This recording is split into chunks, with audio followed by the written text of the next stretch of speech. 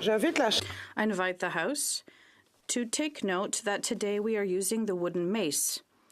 This mace reminds us of the fire that claimed 7 lives and destroyed the original Parliament building, except for the library, on the night of February 3rd, 1916. There was the old mace. The wooden copy that you see today was subsequently made and used temporarily until the current one was given to us by the United Kingdom in 1917. As the House will not be sitting Saturday, the anniversary of the fire, the wooden mace is being used today to recall what happened 108 years ago. Orders of the day. Orders of the day. Ordre du jour. Ordre émanant du gouvernement. Government orders. Government bills. Commons. Resuming third reading of Bill C-57, the Canada-Ukraine Free Trade Agreement Implementation Act 2023. Resuming debate, the Honourable Parliamentary Secretary to the Minister of Agriculture, and Agri-Food. That's fine, Madam Speaker. It's Friday for everyone. In the House today in support of this historic legislation to implement the modernized Canada-Ukraine Free Trade Agreement. This is an incredibly important agreement for both Canada and Ukraine, and I would like to take this opportunity to reiterate what this legislation will accomplish. The Canada-Ukraine bilateral relationship is long-standing, unique, and unshakable, and has always been marked by Canada's steadfast support of Ukraine's independence, sovereignty, and territorial integrity. Recently, in the face of protracted Russian aggression abroad and rising isolationism here in Canada, Canada's assistance has become even more important. Canadian aid for Ukraine in its time of need has included military, diplomatic, economic, and humanitarian support. Trade is an important component of Canada's economic support, which should not be overlooked. The modernized Canada-Ukraine Free Trade Agreement is an important element in our support to our Ukrainian allies. Not only will it help strengthen the bilateral economic ties between our two great countries, but it provides to the world yet another sign of Canada's unflappable support for our Ukrainian allies.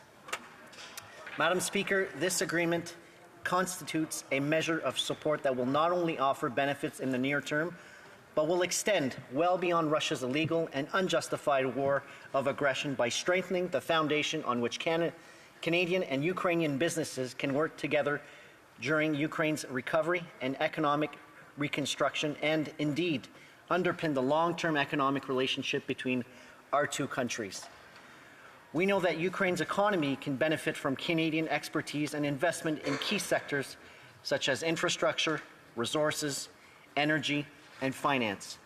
This agreement makes it easier for Canadian companies to supply goods and services to Ukraine during reconstruction, as well as invest and operate in the Ukrainian market with greater confidence, while also supporting Ukrainian companies in exporting their goods and services to Canada. As you are aware, the Prime Minister and Ukrainian President Zelensky announced their intention to modernize the trade agreement between Canada and Ukraine in 2019. This is in response to a clause contained in the original 2017 agreement committing Canada and Ukraine to review the agreement within 2 years of its entry into force, with a view to expanding it. While comprehensive from a trade in goods perspective, the 2017 agreement did not include chapters on trades in services or investment. These areas were specifically identified by the review clause as potential additions without restricting the parties from exploring other areas. As such, this was an opportunity to make this agreement a fully comprehensive one, on par with Canada's most comprehensive free trade agreements. It is toward that goal that our government announced the launch of the agreement modernization negotiations in January 2022. Unfortunately, only weeks after, Russia began its full-scale illegal invasion of Ukraine. As part of our support to Ukraine, Canadian trade officials relayed to their Ukrainian counterparts that they stood ready to proceed with the agreement modernization discussions in accordance with Ukraine's capacity and willingness to do so. In May 2022, Ukraine conveyed in no uncertain terms that it was ready to initiate and indeed expedite the trade agreement modernization negotiations, and that they were both eager and determined to move forward to conclude as quickly as possible. Thus, our trade officials got to work immediately with the goal of reaching an ambitious and high-standard agreement on a rapid time frame. Throughout the process, and despite difficult circumstances, Ukraine demonstrated eagerness to reach an ambitious outcome within very short timelines, with the aim of facilitating increased trade between our two countries, not just to meet the immediate needs of reconstruction, but long into the future. This eagerness is reflected of how comprehensive the modernized agreement is with respect to not only trades in good, but also to the new chapters and provisions for investments, services, labor, environment, inclusive trade, and others. In this current context, the new areas covered in the modernized agreement make it much more than just a trade agreement. As Ukraine's first Deputy Prime Minister, Zverykenko, has explained, this agreement is a way to demonstrate that Ukraine's economy is, and I quote, build on the same principles of respect for workers and the environment as in Canada. This is the first agreement that confirms that Ukraine shares the trade agenda of Canada, the US, the EU, Japan, and our other partners. Its text is based on the standard of the Canada-US-Mexico Free Trade Agreement and the Trans-Pacific Partnership Agreement. In this way, Ukraine is joining countries that share the same principles of economic policy. In fact, this is a modern, trained, and legally binding economic pact with partners who support our security.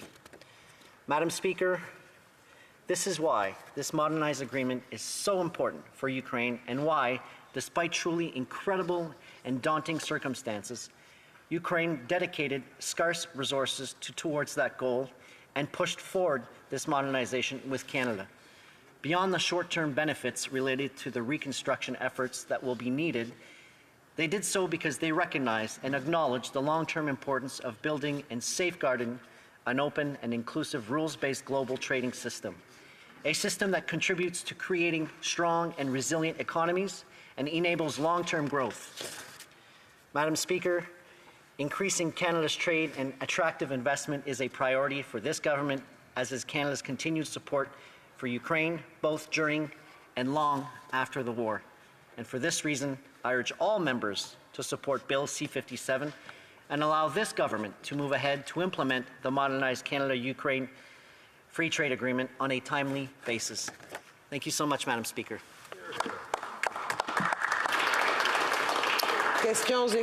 Questions and comments? The Honourable Member for Calgary Nose Hill. Madam Speaker, I'm wondering if my colleague opposite, in the context of this agreement, will commit right now to talking to the Prime Minister and to his caucus to strongly commit Canada to repurpose seized Russian assets back to Ukraine. Will he commit to ensuring that Canada leads a G7 effort to send back seized assets to Ukraine? The Honourable Parliamentary Secretary. Tell you what, Madam Speaker, I will entertain a conversation with the Prime Minister if she entertains a conversation with the Leader of the Official Opposition to ensure its support of Bill C-57 and its support for Ukraine. Questions and comments? The Honourable Member for Joliette. Thank you, Madam Speaker. I'd like to thank my honourable colleague for his speech. This is a very important bill. Moreover, the 2017 agreement negotiated under the Conservative government primarily was just before the Russian invasion of Ukraine in 2014. We know that ended in 2015, just before the end of the invasion, but we know the agreement was signed in 2016, just before it came into force in 2017. So it was under the Conservatives of Stephen Harper that it was negotiated, and now we're saying that the Conservatives are no longer on board. What explains this, and what are the repercussions of this? Thank you. The Honourable Parliamentary Secretary. I'd like to thank my colleague for his question. He raised this an important point. I don't know what happened to the Conservative Party of Brian Mulroney, who believed in free trade agreements, and for some reason, the Leader of the Official Opposition decided to no longer support an agenda that promotes free trade, even if the president of Ukraine and Ukraine has clearly said that they want Canada to support this agreement of free trade. I no longer understand where the Conservative Party is going in 2024. Comments, questions et commentaires. The Honourable Member for Calgary Centre. Well, thank you, Madam Speaker, and thank my colleague. Let me ask him a question as far as words versus actions on this, because I see a lot of paper, I see a lot of words, but as far as the actions in supporting Ukraine goes, they've been a day late and a dollar short almost every time. Will he commit to actually supporting Ukraine, as he hasn't done, he and his party and his government haven't done in the past, as far as returning the turbine when President Zelensky said, please don't return the turbine, as far as cutting off the oil trade that Russia was importing into Canada far later than this party recommended they should, because they're funding the war for Russia and Ukraine. Will he commit to actually performing better as far as the real metrics go, as opposed to the paper metrics? Honourable Parliamentary Secretary. Well, Madam Speaker, we can all strive to do better, and I would encourage this member to do better as well and to support Bill C-57. Questions and comments, the Honourable Parliamentary Secretary to the Government House Leader. Madam Speaker, I'm finding it somewhat odd that you have Conservative members that are actually standing up asking about the government's position with regards to Ukraine, when in fact what we have witnessed is the Conservative Party has completely abandoned Ukraine on this very important issue of Canada-Ukraine trade. First time ever, the Conservatives are going to be voting against a trade agreement, Madam Speaker. I'm wondering if my colleague would not agree with me that there's a possibility of an oozement of hypocrisy and disappointment all in one in regards to the way in which the Conservative Party today is treating a very important trade agreement. The Honourable Parliamentary Secretary.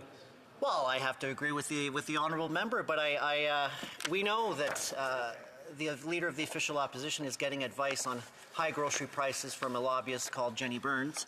But I'm wondering if they're getting advice from a foreign policy from Tucker Carlson now, who's been really strong advocate to support Russia. Like, I just don't understand where the Conservative Party of Canada is going with this lack of support for Ukraine.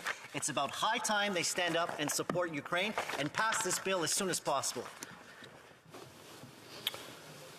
Resuming debate, the Honourable Member for Sarnia-Lambton. Well, thank you, Madam Speaker. And it's a pleasure to rise today and to speak on Bill C-57, the Canada-Ukraine Free Trade Deal. And I'll be sharing my time with the Honourable Member from Calgary-Nose Hill. First of all, I want to start off by saying unequivocally the Conservatives support Ukraine. I want to say it again because there's been a lot of misinformation from the other side. Conservatives stand with and unequivocally support Ukraine, as we always have. In 1991, it was a conservative government that was the first Western country to recognize Ukraine's independence. And it was under the Stephen Harper government that the initial Canada-Ukraine free trade agreement was negotiated.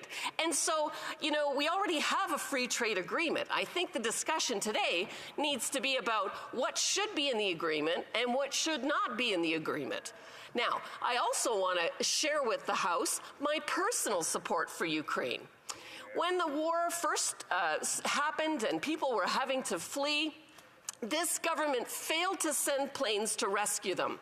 They created a bureaucratic 2-month process to get your papers to get here. I hired extra staff in my office and worked with local organizations and people that were on the ground in Ukraine to bring 200 families to Sarnia-Lambton, to find sponsor homes for them, to get jobs for them and English training services. So unequivocally, I support Ukraine. But let's look at the Liberal record. Initially, when President Zelensky said, please do not provide this turbine to Russia so that they can fuel and fund their war machine, the Liberals sent the turbine. They allowed Canada to supply detonators for mines that are being used to blow up Ukrainians. How in any way is that support? The Ukrainians have asked Canada for our LNG to replace the Russian fuels that they were using. And Canada refused. That's something that ought to be in this agreement, and it's not. And The Liberals, although they promised the surface-to-air missiles over a year ago, they still haven't been delivered. So clearly, there's a problem in terms of the Liberals listening to what Ukraine is asking for, because none of that is in here.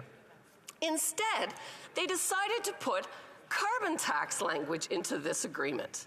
Now, the Conservatives have negotiated, over 50 trade deals. All of the trade deals that have ever been negotiated with Canada have never contained any of that language. And why was it necessary, since Ukraine already has a carbon pricing mechanism on industrial emissions? It's minor, but certainly Ukrainians who are trying to recover and win a war, the last thing they're going to need is to be put under the same regime that Canadians are suffering under, that has driven up the cost of food, home heating, all of these things. Ukrainians definitely don't need that. And so I want to highlight a couple. Ukraine is asking for munitions from Canada, but the Liberals voted against the Conservative motion to send those and are still delaying sending the kinds of munitions that would actually help Ukraine to win this war. I think when you talk about the record of the Liberals, it's just clear that they want to seem to be updating a trade agreement that already exists without actually putting into it the things that the partners would need. I think the real crux of the matter here, Madam Speaker, is that they also refused to fix the bill.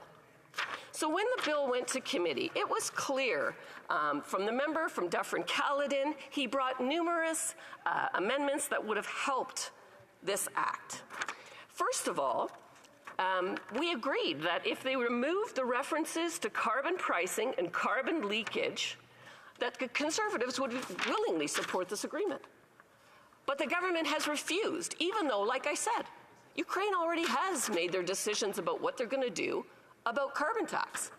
And so they are a sovereign nation. They have every right to do that. We shouldn't be putting that into a trade agreement. He also brought an amendment that would provide energy trade and nuclear technology like small modular reactors.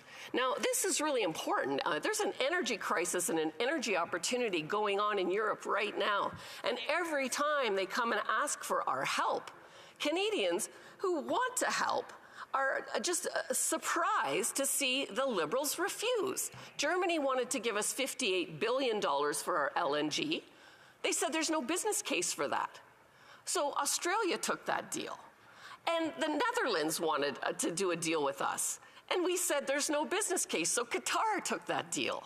Japan wanted to do. I mean, the list goes on and on of opportunities where we've had the wherewithal to really help and have refused, Madam Speaker. And so, all of these amendments that were brought have been turned down. And I don't know why they wouldn't accept one that talks about nuclear technology. That's a very green technology. It should fit in with what the Liberals are proposing to do. The other amendment that they voted against, and this is really troubling, is an amendment to increase defense supplies to donate to Ukraine. Ukraine is running out of munitions. And we have a lot of munitions that are not currently being used across the country that could be repurposed and sent. But the Liberals voted against this amendment, as did the NDP. It's the NDP and the Liberals standing together to not support Ukraine. And so I really don't understand, Madam Speaker, how they can stand up every day and not know their own record on not giving Ukraine what they need. The other thing that they voted against, another troubling thing, is there was an amendment to have the Business Development Bank of Canada support projects in Ukraine to develop their own munitions manufacturing capacity. I think this is, a concrete way that Canada could have helped. We're already sending billions to everyone in the world. Who needs it more than Ukraine, that's currently at war with Russia, which is a threat to the whole Western world? So I have no idea why the Liberals won't give the Ukrainians what they're asking for. And that is really the discussion that we're having today. We already have a free trade agreement. We're going to continue to do trade with Ukraine. Conservatives are dedicated in supporting Ukraine, but we are not going to force a carbon tax regime to make things worse than they already are. We'll let Ukraine deal with whatever they want to put in place with their sovereignty. But meanwhile, we want to give them what they're asking for. And they're asking for Canada to help with LNG. They're asking Canada to help with munitions. They're asking Canada to help with financial aid to support projects to rebuild their nation.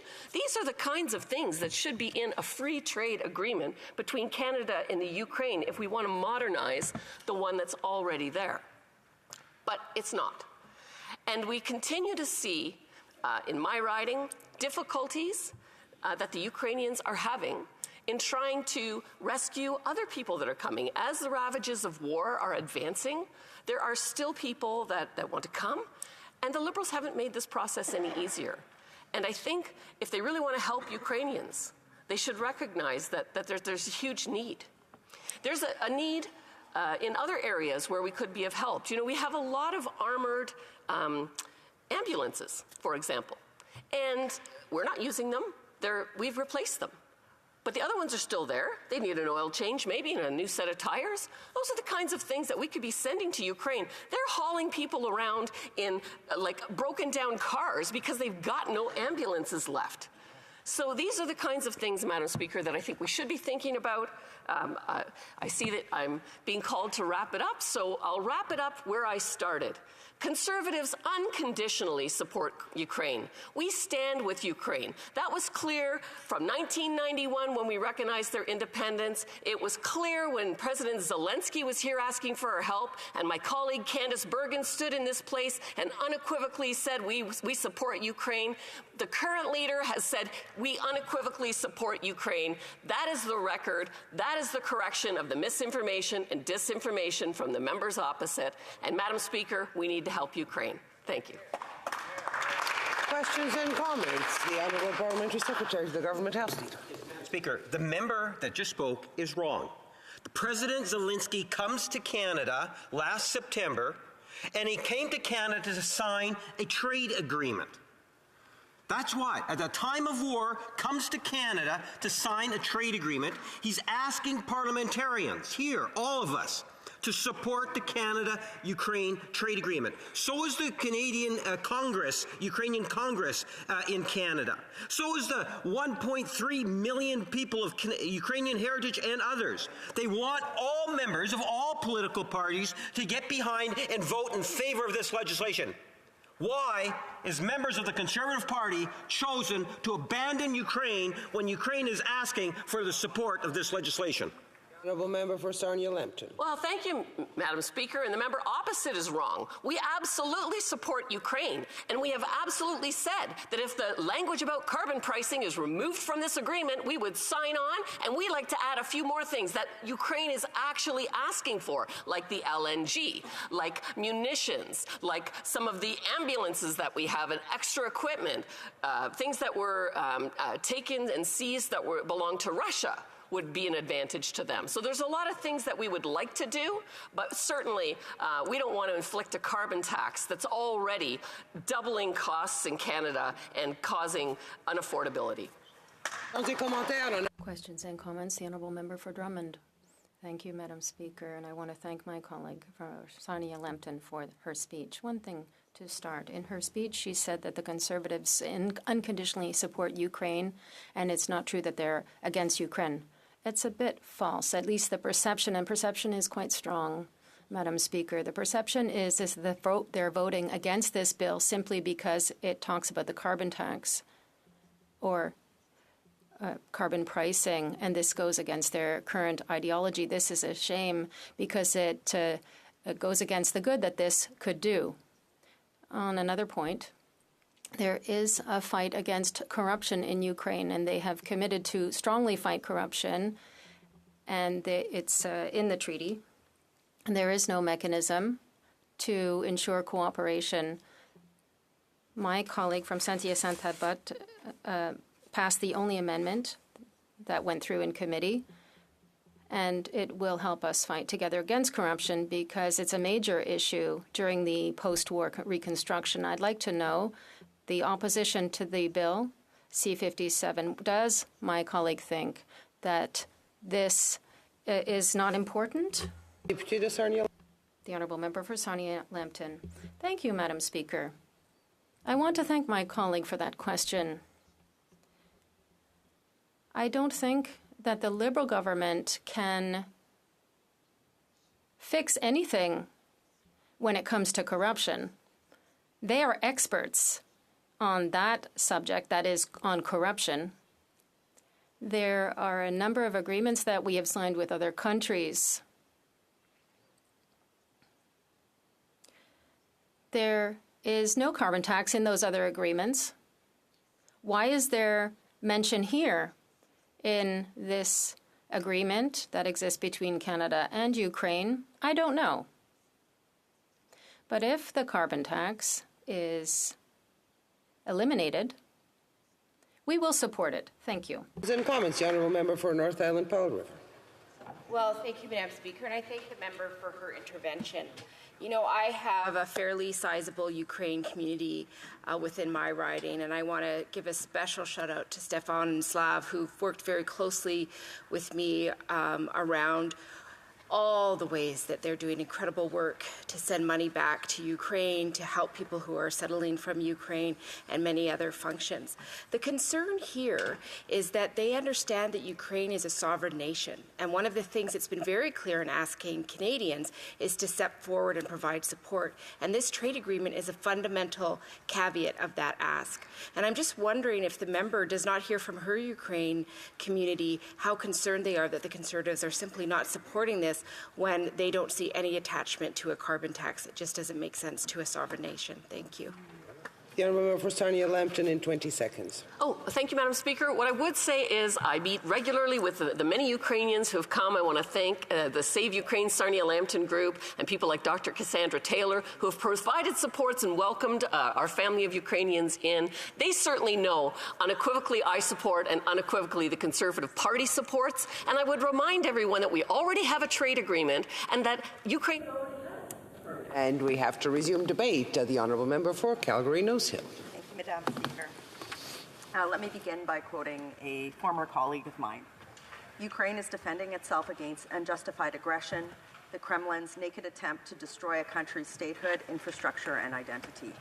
Full collective support for Ukraine's victory is the right, legal, moral, military, and strategic course of action.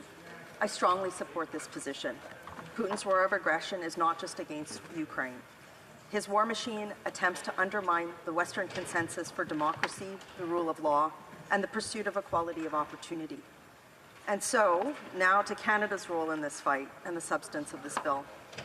This bill proposes updates to Canada's existing free trade agreement with Ukraine. I support free trade with Ukraine. I do not support every measure in this bill, and I take particular issue with the Liberals' inclusion of a carbon tax within the text. And that is because in the Canadian context, the Liberal carbon tax has dramatically increased the cost of living for every single one of the people I represent, all while failing to bring Canada anywhere close to meeting its emissions targets. It's not solving the urgent question of climate change.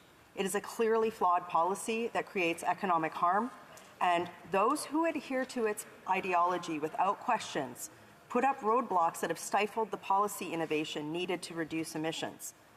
I can simultaneously hold the position that I support free trade with Ukraine, I support the victory of Ukraine over Putin, and oppose a carbon tax. There are tens of millions of other Canadians who feel the exact same way.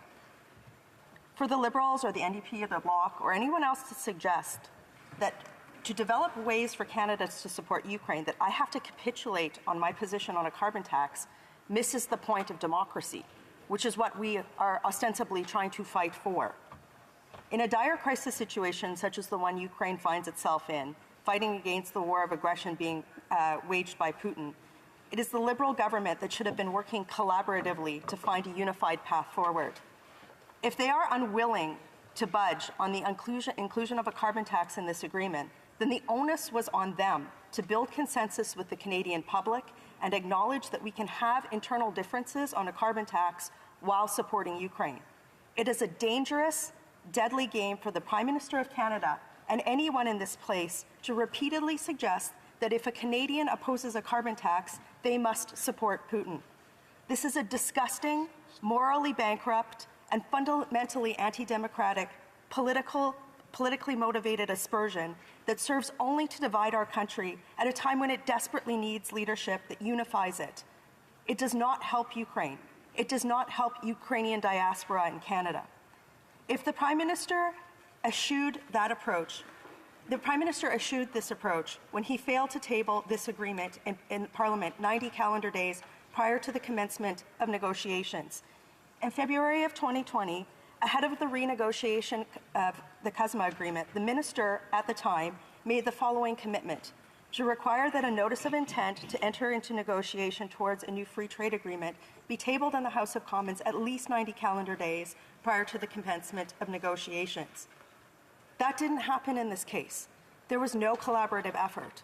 And again, I want to reemphasize that I will oppose the Liberal carbon tax. It does not help my constituents. It is not reducing greenhouse gas emissions. It is not meeting emissions targets. It is a flawed and failed policy. I will simultaneously stand here and support Putin while saying that anybody who is suggesting that we should be making politics over this is actually helping Putin. When I listen to this line of attack, it disgusts me because I know the people who are saying these things know better. And if they want to earn the votes of Canadians, they should be looking at the issues that are pushing their polls so far south, as opposed to desperately trying to cling to some sort of false narrative that only divides our country and only helps our country's enemies. It's disgusting, and it needs to stop. Seriously. Earlier today, the member for Glengarry Prescott Russell would not commit to asking his government to seize or to repurpose seized Russian assets. I'm not going to stand here and call him a Putin supporter. So no one on the other bench should suggest just because I firmly, strongly, backed by evidence, reject a carbon tax, that I somehow support that. That is exactly what the Russian war machine wants. That is the exact narrative that they want, and it needs to stop. At the same time, what this agreement should be doing is looking at ways to materially help our allies. Today, the leader of the Conservative Party, actually just moments ago, issued a press release saying that the Prime Minister must send CRV rockets to Ukraine. He's talking about ways that Canada should be sending surplus weapons to help our allies in their fight against Putin. That is a material way that we should be helping, not casting aspersions and trying to divide our country over this issue. The other thing that I want to, Madam Speaker, implore every member of this House as strongly as I can, I am going to read a small paragraph from a colleague in Ukraine, a note that she sent to me. The value of frozen Russian assets is estimated to be at least $320 billion. With no reasonable prospect for Russia paying compensation to Ukraine anytime soon, and Ukraine's need for both short and long-term financial assistance, confiscations of Russian assets becomes the only just and viable option, especially in view of the fact that up to $1 trillion will be needed for Ukraine to fully recover. Our partners, and this is from a Ukrainian MP, our partners' taxpayers should not shoulder the burden of Ukraine's recovery alone, especially as they froze and can use assets of aggressors responsible for the devastation. Madam Speaker, there are senior government officials in Ukraine today. Some of those senior government officials have suggested that in the past, that Canada's military is impotent. If they are going to take that posture, then at the very least, what Canada should be doing is using the laws that are already in place, that have already been supported by all members in this House, to repurpose seized Russian assets and lead a G7 charge to force Western allies to do exactly what Ukraine is crying out for in this case. Putin's roar of aggression they need to compensate Ukraine. They are the aggressor. And at the very least, if Canada is true, and if Canada is going to try and make any sort of case that we are actually some sort of broker in the world, that we have any sort of relevancy, this is low-hanging fruit. We should be the first country to be doing this. We have the legal mechanisms. There is nothing in this agreement about that. Absolutely nothing. The government has not. They have had this tool at their disposal for 2 years now, and they haven't moved on this. Am I going to accuse the government of not supporting Ukraine because of that? I could. Instead, I'd rather that they just move on it. This is an issue that transcends petty partisan politics, and the desperate attempt of a prime minister who is 16 points behind in the polls to try to cling onto a disgusting life raft for his political gain. We have to work together. Our global democracy is at stake, folks. Right now, our allies are fighting a war that, like, we have lost the plot here, honestly. If somebody stands up, Madam Speaker, and dares question the fact that I will stand up for my constituents against a policy that does nothing to help them, that does nothing to help climate change, I have watched this debate. I have watched pundits. I have watched former colleagues say, well, you know, maybe the Conservatives should just capitulate on this. Absolutely not. It is the role of the government to build consensus during a time of crisis, and they failed to do that. So I beg them, do something that resembles work. Work with our partners to stop the funding of the Russian war machine by transporting more of Canada's natural gas overseas. That was low-hanging. That should have been in this agreement, but it's not. But at the very least, today, like, there's $300 billion. That's more than the entire sum total of all of the aid that's been sent to Ukraine. And Canada could be leading the charge on this. And instead, we have Liberal members of Parliament standing here and saying these things. They have lost the plot. They have lost the plot. And Canadians know this. Canadians aren't buying this. They're not buying this. So let's do better, Madam Speaker. I implore, I beg the government to rethink their posture, both on the carbon tax, on their political position on this issue, as well as dragging their feet on common sense measures that Conservatives have been calling for some time, that there's already consensus for in the House of Commons and across the country. Thank you, Madam Speaker. Questions and comments. The Honourable Parliamentary Secretary to the Government House. Yes, thank you, Madam Speaker. In every trade agreement, there's all sorts of compromises that are made. Sometimes you agree with something, sometimes you disagree with something. You take a look at the overall agreement in itself, and let there be no doubt when the President of Ukraine comes to Canada to sign an agreement that there was a consensus that was there. Even individuals like Brian Mulroney, a progressive Conservative, who had the Canada-U.S. trade agreement. I'm sure that former Prime Minister, reflecting in terms of what the Conservative Party is today saying, is nothing but hogwash. There's absolutely no reason whatsoever outside of the MAGA conservative element coming from the United States into Canada that's actually driving the Conservative Party's position. This red herring that the members just finished talking about is wrong. It is about the MAGA right, Madam Speaker. My question is why will the Conservative Party not support this trade agreement? Honourable Member for Calgary-Nose Hill.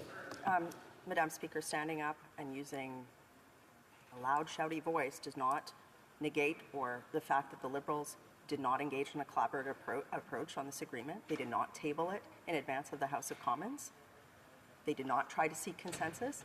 And I oppose a carbon tax. A carbon tax, the Liberal carbon tax has brought Canada nowhere close to meeting its emissions targets. It's increasing the price of everything for everybody in our country at a time when most Canadians can't afford. They are choosing between food and rent. So yes, I oppose a carbon tax. Yes, I disagree with people even of my own former political stripe who suggest that we shouldn't. That's why I'm here. That's why I'm representing my constituents. I can do that and support strong action by Canada against the Russian war of aggression against Ukraine. Thank you. Questions et commentaires. L'honorable député de Pierre-Boucher, les Patriotes. The Honourable Member for Pierre-Boucher, les Patriotes Verchères. Ever since we started listening to the Conservatives on this bill, I've been struggling to follow. During the first version of the free trade agreement with Ukraine, the Conservatives brought it forward. And this new version is essentially just an update of the former version. There's nothing revolutionary in there. At a time when there's a war between Russia and Ukraine, so we might expect that all parliamentarians would show solidarity and say that it's time to support Ukraine in the face of the Russian invasion. it needs even more than ever to be able to trade with other countries. Now, the Conservatives love to oppose this on the basis of their infamous carbon tax. But if they were a government, would they really hold this kind of irresponsible remarks? The Liberal carbon tax. It does not solve climate change, and it increases the cost of everything. And if the government wanted to remove, to have a consensus-based approach on this agreement, they would have removed it. It is unnecessary. It does not need to be in there. It's in there to be a political wedge, and I will stand up for my constituents. Now, to my colleague opposite, he needs to go talk to his constituents. They do not support a carbon tax either. They do not want to see an increased cost of living because of it. They are not worth the cost. A carbon tax is not worth the cost. We should be supporting Ukraine with measures like the Conservative leader announced today by sending surplus weapons. Thank you, Madam Speaker. The Honourable Member for Nanaimo Ladysmith. Thank you, Madam Speaker. I'm not sure why the discussion, Madam Speaker, is focused on a carbon tax right now. When we're talking about this important issue, what I'm reflecting on is the conversations that I'm having with people who are arriving in my riding of Nanaimo Ladysmith fleeing war in Ukraine. A single mom and her child who are talking with me about the impacts of having to leave behind their families and all that they know in Ukraine. And I made a commitment to this now constituent to do all that I can to support Ukrainians at this time. And what I'm trying to understand is the leader of Ukraine asked for us to sign this agreement. I'm not going to pretend to know better than Ukrainians themselves and the leader of Ukraine how to best move forward. So why would we not support this agreement when the leader is asking us to do so? The Honourable Member for Calgary Nose Hill. The free trade agreement with Ukraine already exists. The NDP could be pressuring their coalition partners to release frozen assets to Ukraine. They're not doing that right now. That would immediately impact the people that she just talked about. But she should also be trying to lower the cost of living in Canada and fight for climate change by axing the carbon tax. Thank you, Madam Speaker. Resuming debate, the Honourable Parliamentary Secretary to the Minister of Justice and Attorney General of Canada. Thank you, Madam Speaker. I appreciate the opportunity to speak this morning on an issue that's very important to Canada, it's very important to Ukraine, and it's very important to the constituents in my riding of Etobicoke Lakeshore. And of course, I am speaking about the free trade agreement between Canada and Ukraine. We're not here debating carbon pricing. Right. Thank you, Madam Speaker. As I said, it is my honor to stand today in support of the legislation implementing the modernized free trade agreement between Canada and Ukraine. As was mentioned already, the modernization exercise for the CUFTA has not only allowed for the addition of new chapters, but has also provided an opportunity to update previously existing chapters of the agreement and to reflect the most recent practices in the field of international trade agreements. Important updates I would like to highlight right from the start are the updates made to the chapters on labor and the environment. The modernized provisions commit Canada and Ukraine to the highest standards on labor rights and environmental protection. These updates will help make the CUFTA a fully comprehensive modern trade agreement that levels the playing field while ensuring sufficient flexibility for parties to pursue crucial public policy objectives in these areas. Now, please allow me quickly, Madam Speaker, to give an overview of the 9 modernized chapters of the agreement.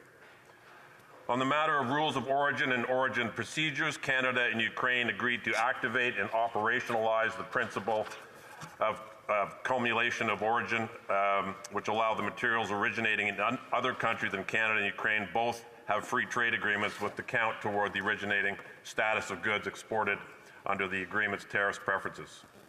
The result is that materials originating from, for example, the European Union, the European Free Trade Association members, Switzerland, Liechtenstein, Norway, and Iceland, Israel, and the United Kingdom can take into consideration whether determining whether the final product qualifies as originating under the agreement and thus benefits from preferential treatment. Concretely, it gives producers greater flexibility in sourcing materials from countries with which Canada and Ukraine both have free trade agreements. Now on to digital trade, Madam Speaker. The new digital trade chapter of the modernized agreement is a significant update from the previous e-commerce chapter commitments to improve regulatory certainty for businesses seeking to engage in the digital economy in both markets, as well as those specifically looking to engage in cross-border digital trade between Canada and Ukraine. The chapter now contains ambitious commitments to facilitate the use of digital trade as a means of trade between Canada and Ukraine. The chapter includes commitments relating to cross-border data flows, data localization, source code disclosure, open government data, personal data protection. On this last item, it is worth noting that for the first time in any of Canada's trade agreements, a provision has been included prohibiting government authorities from using personal information collected from private organizations to discriminate against a person on grounds such as race, gender, sexual orientation, religion, or political opinion. The modernized agreement now includes a standalone competition policy chapter with updated and new obligations to promote a competitive marketplace. The chapter furthers Canada and Ukraine's objectives towards a fair, transparent, predictable, and competitive business environment. This is notably done through enhanced obligations for competition authorities on procedural fairness and transparency, as well as new obligations for the identification and protection of confidential information. These new obligations provide assurance that fundamental principles, including the rights of defendants, are guaranteed during competition law investigations and enforcement proceedings. The Monopolies and State Enterprises chapter has also been upgraded to include important definitions for state-owned enterprises and designated monopolies and updated commitments on transparency and technical cooperation. In the modernized government procurement chapter, Canada and Ukraine have clarified that they are allowed to take into account environmental, socioeconomic, or labor-related considerations in their procurement processes. This means it is now clear that the agreement does not prevent parties from adopting domestic policies and programs to support initiatives such as green and social procurement. The updated chapter also includes a new article to ensure integrity in procurement processes by committing parties to criminal or administrative measures in place to address corruption in government procurement. Finally, the updated chapter also facilitates greater participation by Canadian and Ukrainian SMEs in government procurement. The upgraded labor chapter on the agreement is robust, comprehensive, and fully subject to the dispute settlement mechanism of the agreement. It aims to improve labor standards and working conditions in the two countries by building on international labor principles and rights. Two particularly notable articles were added: an important prohibition on goods made in whole or in part with forced labor, and a standalone article on violence against workers. This chapter confirms that Canada and Ukraine are fully committed to the highest labor rights standards and agree to cooperate fully in the field. The modernized environment chapter of CUFTA is the most comprehensive and ambitious ever achieved in Canadian free trade agreements. For the first time, the chapter includes provisions recognizing the importance of mutually supportive trade and climate change policies, including market-based approaches and trade-related climate measures to achieve green growth objectives. The modernized chapter also introduces new articles to address key global environmental issues, such as plastic pollution and waste, and promotes trade of environmental goods and services in the circular economy. The chapter is reflective of Canada and Ukraine's leadership on trade and environment issues, and of our joint commitment to strengthen our cooperation in the area of long into the future. Lastly, the new transparency, anti-corruption, and responsible business conduct chapter significantly builds upon and improves the 2017 version. The chapter provides a framework for promoting transparency and integrity among public officials and the private sector while advancing enforceability of anti-corruption laws. Therefore, the new chapter furthers Canada and Ukraine's objective of an open and transparent international rules-based trading system that also promotes measures to prevent and respond to corruption. The chapter also includes a new section to encourage responsible business conduct per internationally recognized standards, guidelines, and principles. Madam Speaker, I thank you for this opportunity to describe the significant improvements that were made to the existing chapters of the 2017 agreement through this modernization exercise. I believe I have made it clear that these upgrades will be instrumental in making the agreement a modern, fully comprehensive, and responsive free trade agreement. Thank you, Madam Speaker, and happy to take questions.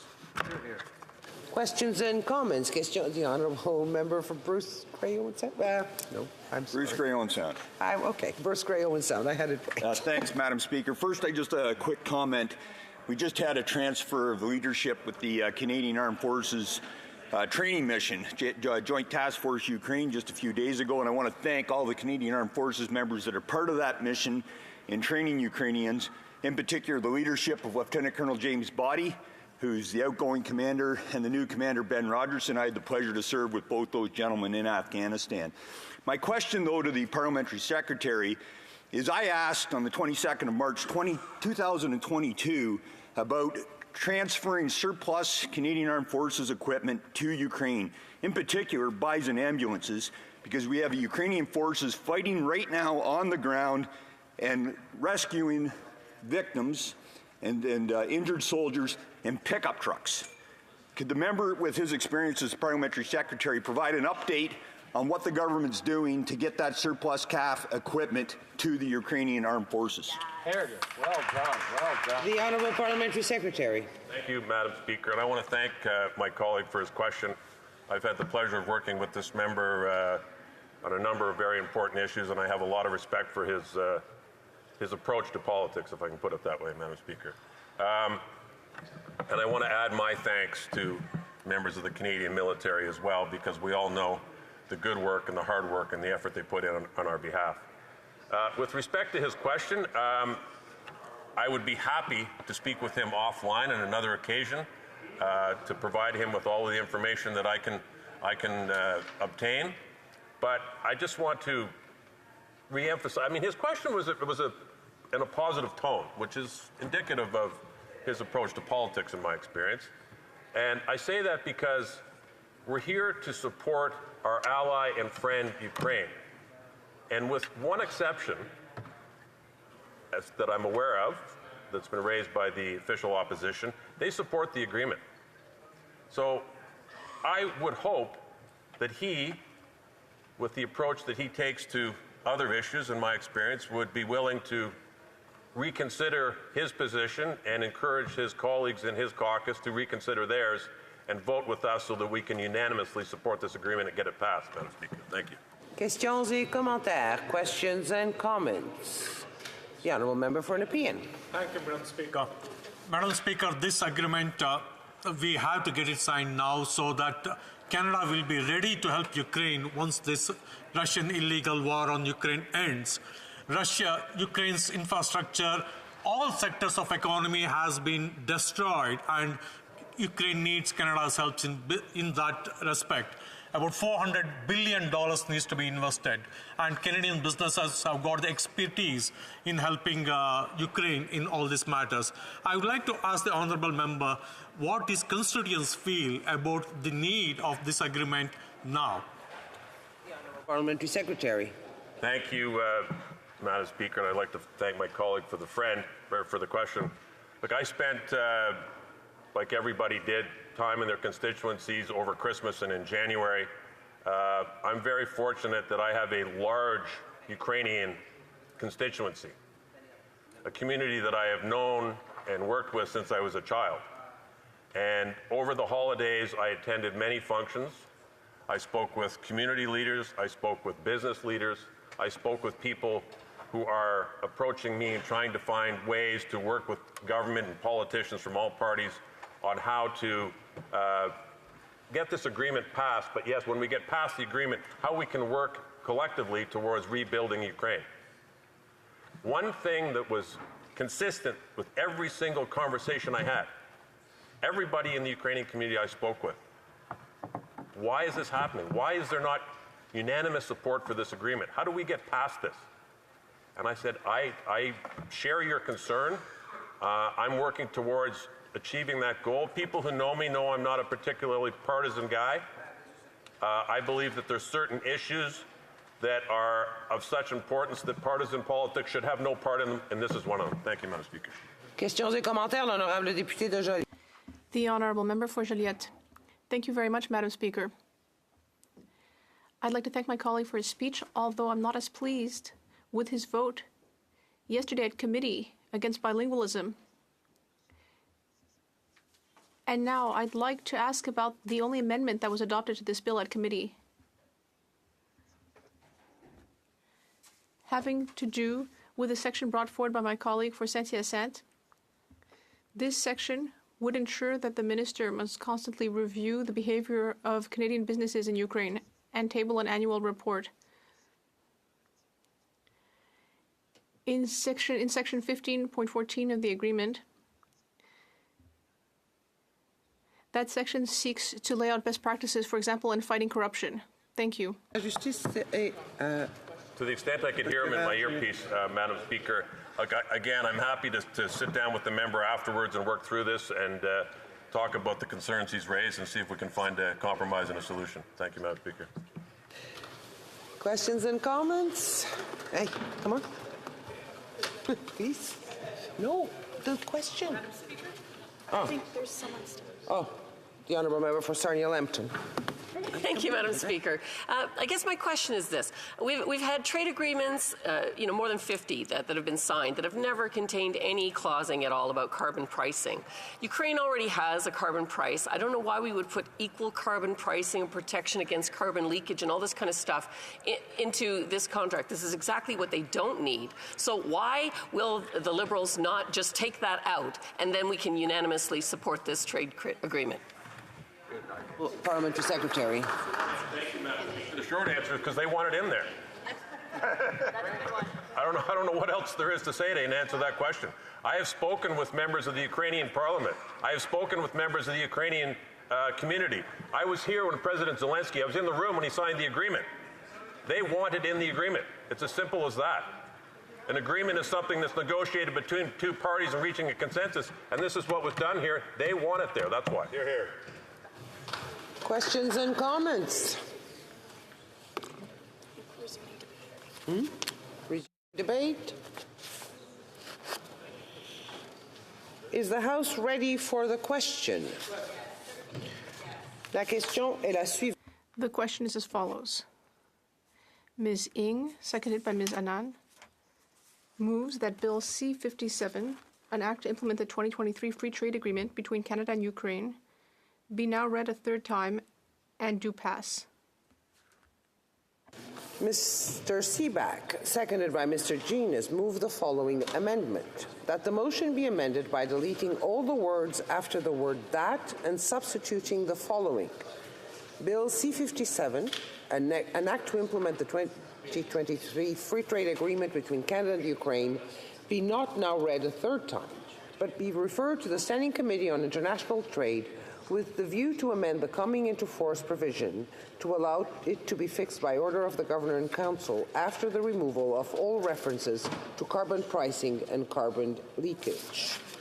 Si un député participant en personne. If a member participating in person wishes that the amendment be carried or carried on division, the Honourable Parliamentary Secretary. We would request a recorded vote, please. Pursuant to Standing Order 45, the division stands deferred until Monday, February 5th, 2024, at the expiry of the time provided for oral questions.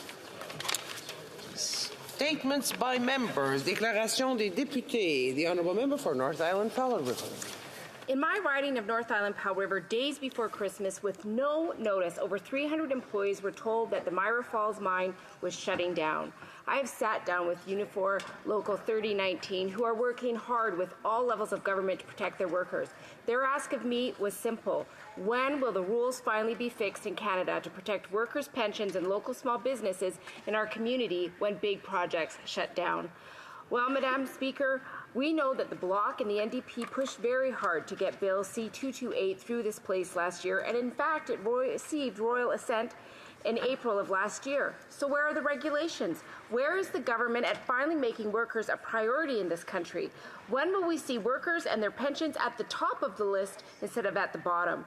Workers in Canada don't deserve this. Our small communities have seen these boom and bust cycles again and again. The workers in the local communities bear the weight of it. It is time that they were protected. Get the regulations in place now. The Honourable Member for Langley Aldergrove. Thank you, Madam Speaker. After 8 years of these Liberals, my home province of British Columbia is facing a housing affordability crisis. and that is impacting economic development as workers are frozen out of the real estate market.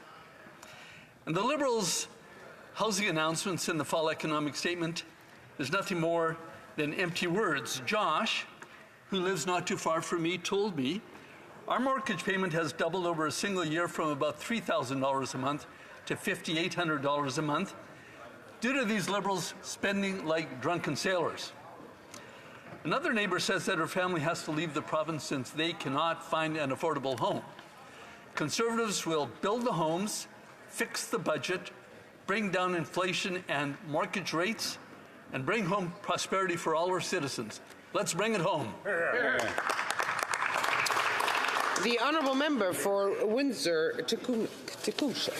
Madam Speaker, my community is excited to celebrate Black History Month with over 20 events across Windsor, Essex, honouring the proud history and culture of one of the oldest and most dynamic Black communities in Canada. Celebrations began with a book launch spotlighting the late Dr. Howard McCurdy, Black activist, Black scientist, Black icon, who served our community with distinction as the second Black Member of Parliament in Canada. 2 concerts by the Windsor Symphony Orchestra at the Amherstburg Freedom Museum in partnership with River Bookshop. Lana Talbot is hosting an exhibit at the John Muir branch of the Windsor Public Library. Step into Sandwich First Baptist Church, the oldest active Black church in Canada. Download the Crossroads digital pass from Tourism Windsor Essex to trace the steps of the Underground Railroad and take in the delicious Caribbean flavors of Freedom Annual Black History Brunch, organized by the Windsor West Indian Association. To all Black home, I wish a happy Black History Month. Thank you. Good job. The honourable member for Edmonton-Grisba.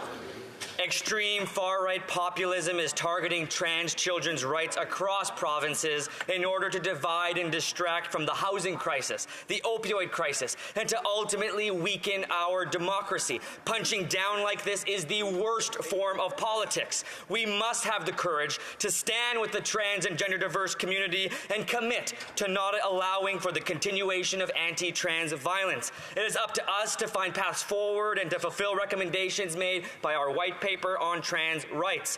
The government has a moral and legal obligation to uphold the rights of trans and two-spirit people.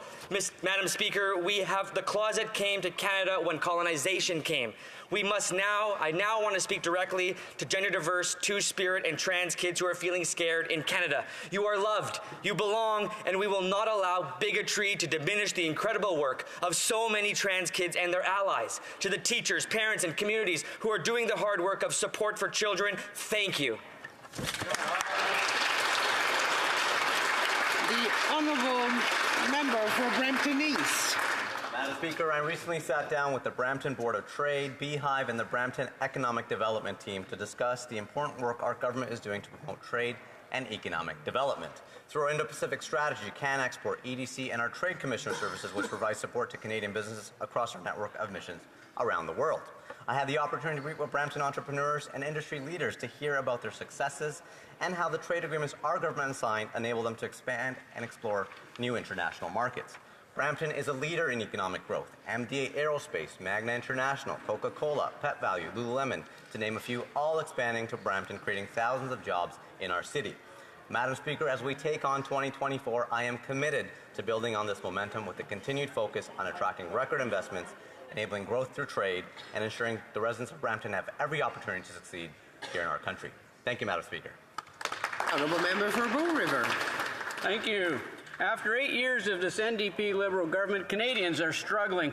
Their housing plan doesn't build houses. Rural communities like Acme and Bazzano and Bow River are left behind.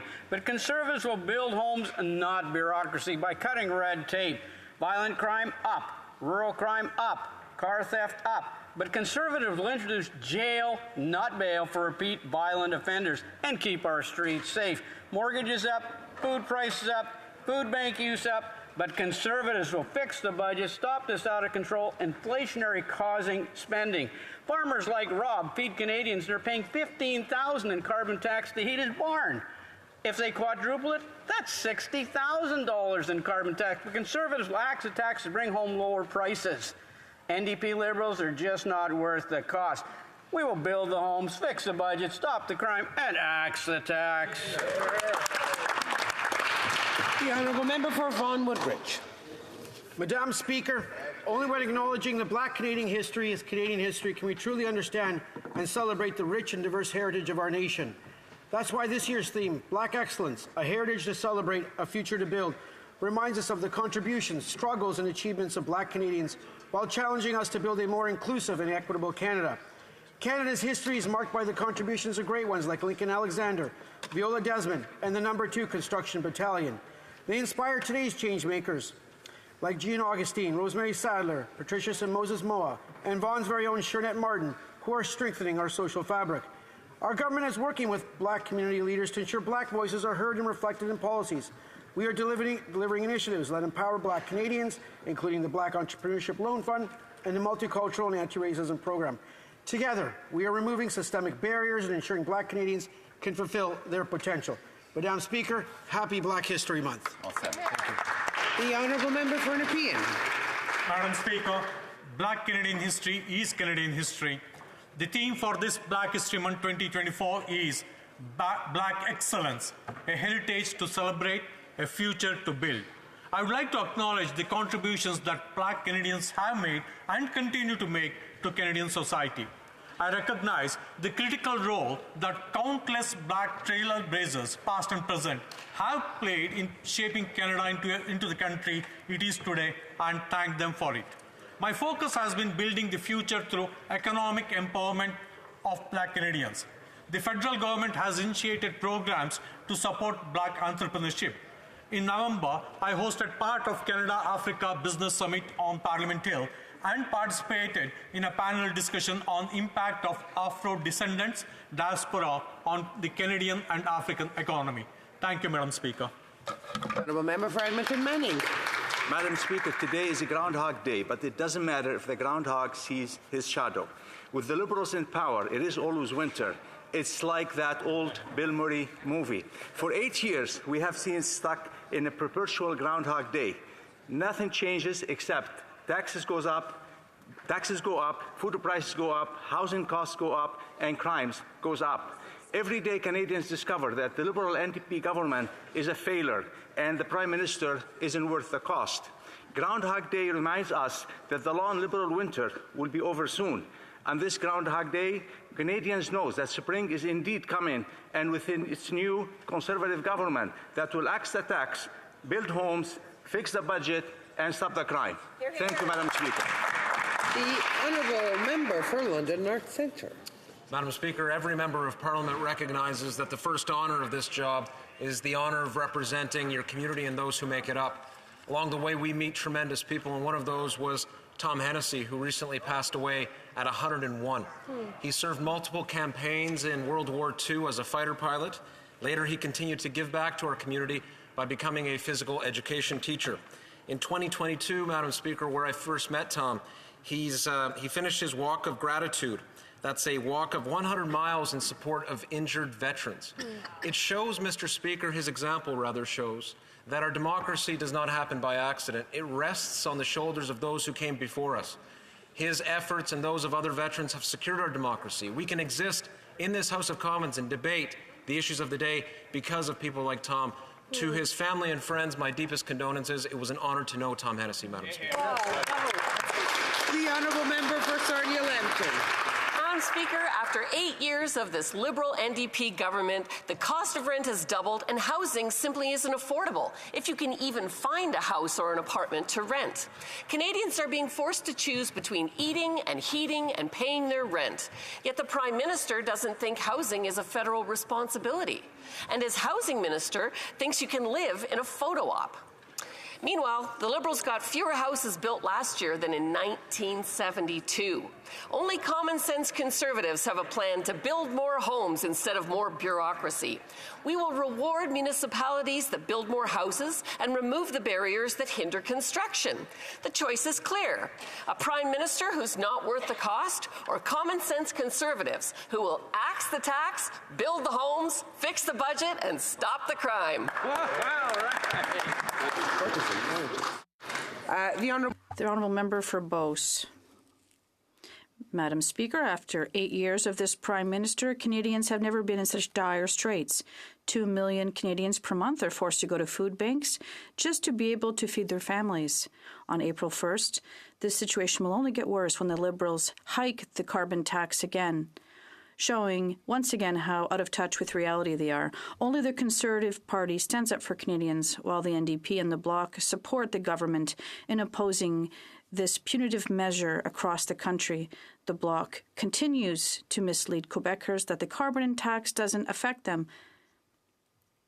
But they're wrong. The second carbon tax affects us directly at the pump by adding 20 cents a litre to the price of gas, while the first carbon tax continues to affect the price of every item shipped to Quebec.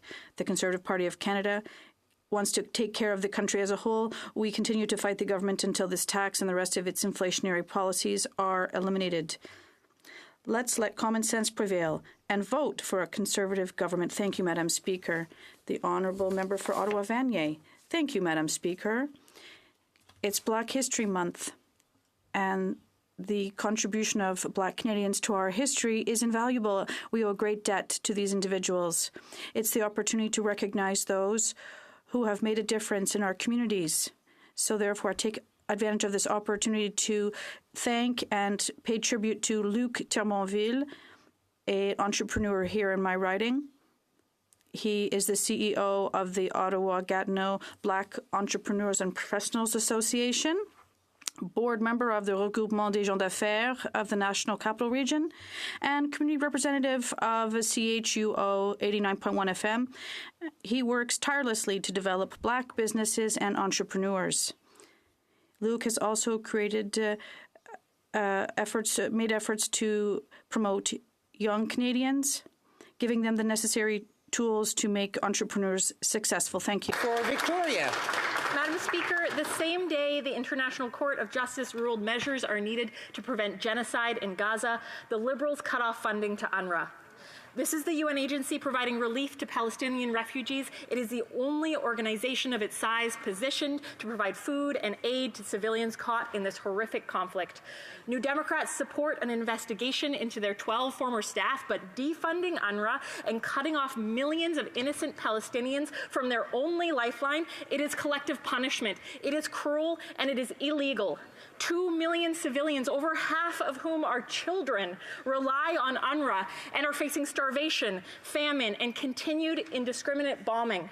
The International Court of Justice ordered immediate and effective action to ensure the provision of humanitarian assistance in Gaza.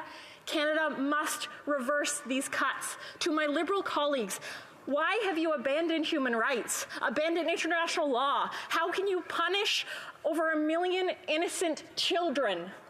The Honourable Member for Shefford. At the end of 2023, I had the opportunity to celebrate the 55th anniversary of an organization with a crucial mission for Granby, the Granby Association for Intellectual Disabilities and Autism, better known as the AGDIA. It was an opportunity to hear touching testimonials from parents and people living with these realities. Over the years, AGDIA has certainly helped to break down barriers and taboos about the various autism spectrums. We've come a long way in the past 55 years, but there are still too many challenges and prejudices in society. Yet a person with special needs is an integral part of today's society. Thanks to organizations like this one, they can now take part in activities, discover passions, socialize, and even work.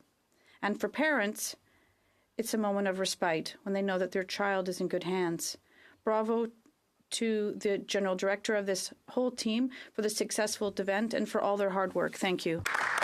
The Honourable Member for Souris West Mountain. Madam Speaker, after 8 years of this Liberal NDP government, Canadians can no longer afford to pay the price of this Prime Minister's incompetence.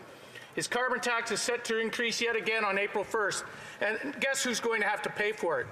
It will be the farmer who works tirelessly from sun up to sundown to put food on our tables. It'll be the parents who have to choose between keeping the heat on or feeding their children. It'll be the small business owner who has to lay off staff to pay their bills. It will be the local community center who has to cut programming because the carbon tax has doubled their monthly expenditures. Meanwhile, the Liberals are raking in almost $500 million of revenue in GST on this carbon tax alone, while Canadians struggle to pay for the most basic of life's necessities. With his reckless spending and unwillingness to help those in need, it is clear that this Prime Minister is simply not worth the cost. It is time for a new government that works for those who do the work, who will axe the tax for everyone for good. The honourable member for Niagara Centre. Madam Speaker, today we pay tribute to Bob Lamb, who is today enjoying his first day of retirement from the Great Lakes Fishery Commission. After a long and successful career with the Coast Guard and the DFO, culminating as the Regional Director General for the Central and Arctic region, Bob felt the further pull of public service. In 2013, he joined the Commission as Executive Secretary, where he worked tirelessly to improve the organization in ways that positioned it to help protect the Great Lakes and to sustain the world-class fisheries found right here in the province of Ontario. Bob's time with the Commission brought tremendous change as well as improvement to this binational organization. He delivered reliability and sound management and improved the way the Commission and governments interface, something that has been universally positive for the Great Lakes. Bob Lamb has been a once-in-a-generation change-maker, and on behalf of all Canadians, I thank him for his service. Thank you, Bob. Enjoy the next wonderful stage in your life with Linda and your family. Thank you, Madam Speaker. Oral questions. Questions orales. L'honorable. The honourable member for Mégantic-L'Érable. Madam Speaker, Quebec is just on the other side of the Outaouais River, specifically the city of Gatineau. After 8 years under this Prime Minister, Gatineau is hurting the most from these soft-on-crime Liberal policies. Violent gun crime has increased by 76% in just 1 year. That's the biggest increase than anywhere else in Quebec. There were 14,000 violent gun crimes committed in 2022. That's the highest number in 15 years. When will the Prime Minister finally end the at-home Netflix sentences and stop crime? The Honourable Leader of the Government in the House. Madam Speaker, I'm the proud member for Gatineau, and I can say that the Conservative policies are ones that will contribute to violence in our communities. If we keep guns, the measures that they firmly opposed under the 8 years of this government, they are voting against any measures to give the tools needed to our police forces in Gatineau and elsewhere across the country. They vote against all those measures, which will help crime rates drop. We are here. The honourable member for Mégantic-L'Érable. I don't see how, after 8 years of Liberal inaction, the member for Gatineau can be proud that violent crime using guns has increased by 76% in Gatineau. But it's not just gun crime. The housing crisis is also continuing to get much worse. The situation will continue to get worse. More people will be forced out of their homes. And in fact, everything is related. After 8 years under this government, it's a disaster when it comes to housing. The Bloc is not an alternative. They want to keep this Prime Minister in place for another 2 years. When will the Prime Minister stop adding bureaucracy and start building homes? Terry. Yes, it's true, Madam Speaker. There is a housing crisis in our country. But what is the best approach? It's the approach our government has taken. Certainly this fall, but certainly throughout our tenure in government. Letting more homes be built in this country, putting in place serious measures to work with municipalities. In fact, we have an agreement with the province of Quebec that will lead to thousands of more homes being built. This is the Housing Accelerator Fund, Madam Speaker. Throughout the country, we see that as well. It's an approach that incents more building, all types of building. The Conservatives want to tax building, Madam Speaker. The honourable member for Mégantic-L'Érable. There are waiting lines for houses after 8 years under this Prime Minister. He's not worth the wait at all. There's waiting lines in airports for passports, hours on the phone for an EI check. There are even waiting lists for food banks.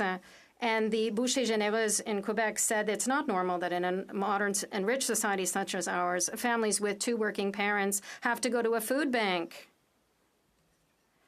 Will the costly Bloc Liberal coalition support our common sense motion to cancel the April 1st tax hike? The Honourable Parliamentary Secretary. Madam Speaker, they say they have the backs of Canadians. I think it's interesting and hypocritical for them to point arguments like that out time and again. What did we learn yesterday? We learned that the chief advisor to the opposition leader has served as the chief lobbyist of Galen Weston and Loblaws. And today we learned something else. The opposition leader ought to get in touch with his deputy leader, who served as a lobbyist for Walmart, the grocery conglomerate. They want to talk about competition in the grocery sector. They vote against it every time. It's no surprise. You can't make it. The honourable member for Calgary Nose Hill. I can assure you, Madam Speaker, unlike these Liberals, if Ms. Byrne had hauled the grocers in for a roundtable, prices would be lower by now. The reality is the Liberal NDP coalition have nobody outside of themselves to blame for high grocery prices because of increased tax and deficit spending. This inflationary crisis is their causing. So, the simple question, will they support our motion to cancel the increase in the carbon tax on April the 1st? The Honourable Government House Leader. Madam Speaker, what we see today is an illustration of the hypocrisy of this Conservative Party. Their deputy leader lobbying behind the scenes, behind the curtain, for Walmart, of all people, one of the major players in our grocery sector, and their grand poobah, the person to whom they all must pay absolute homage, is, it turns out, as we speak, her firm getting a paycheck from Loblaws as we debate competition in this chamber and as the Conservatives vote against every measure. The honourable member for Calgary Nose Hill. It's really spectacular to see what these Liberals will do, knowing how far behind it they are in the polls. The reality is that they are behind in the polls because they're not helping Canadians make ends meet. They're making it worse for them. What we need to do is axe the carbon tax. We need to build more homes. There is a motion in front of Parliament that would make life more affordable right now for Canadians.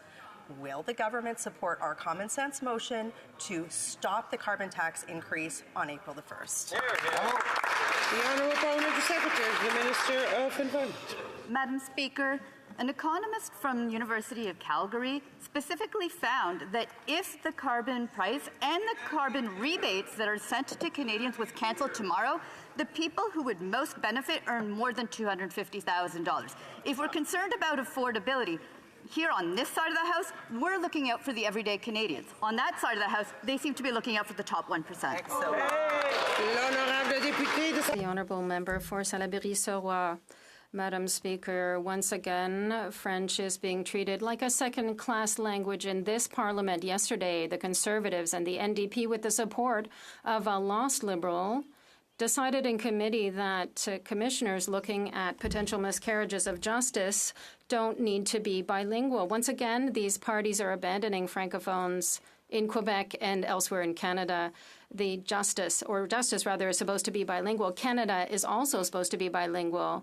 Will the government ensure that miscarriage of justice commissioners are indeed bilingual? Parliamentary Secretary to the Minister of Justice. Thank you, Madam Speaker. I'm the so-called lost Liberal she's referring to. I was at that committee, I voted the way I did, and I'm proud I did. I stood up for unilingual French-speaking citizens in the province of Quebec. I stood up for English speakers and minorities across the country, British Columbia, Alberta, Manitoba, and Ontario.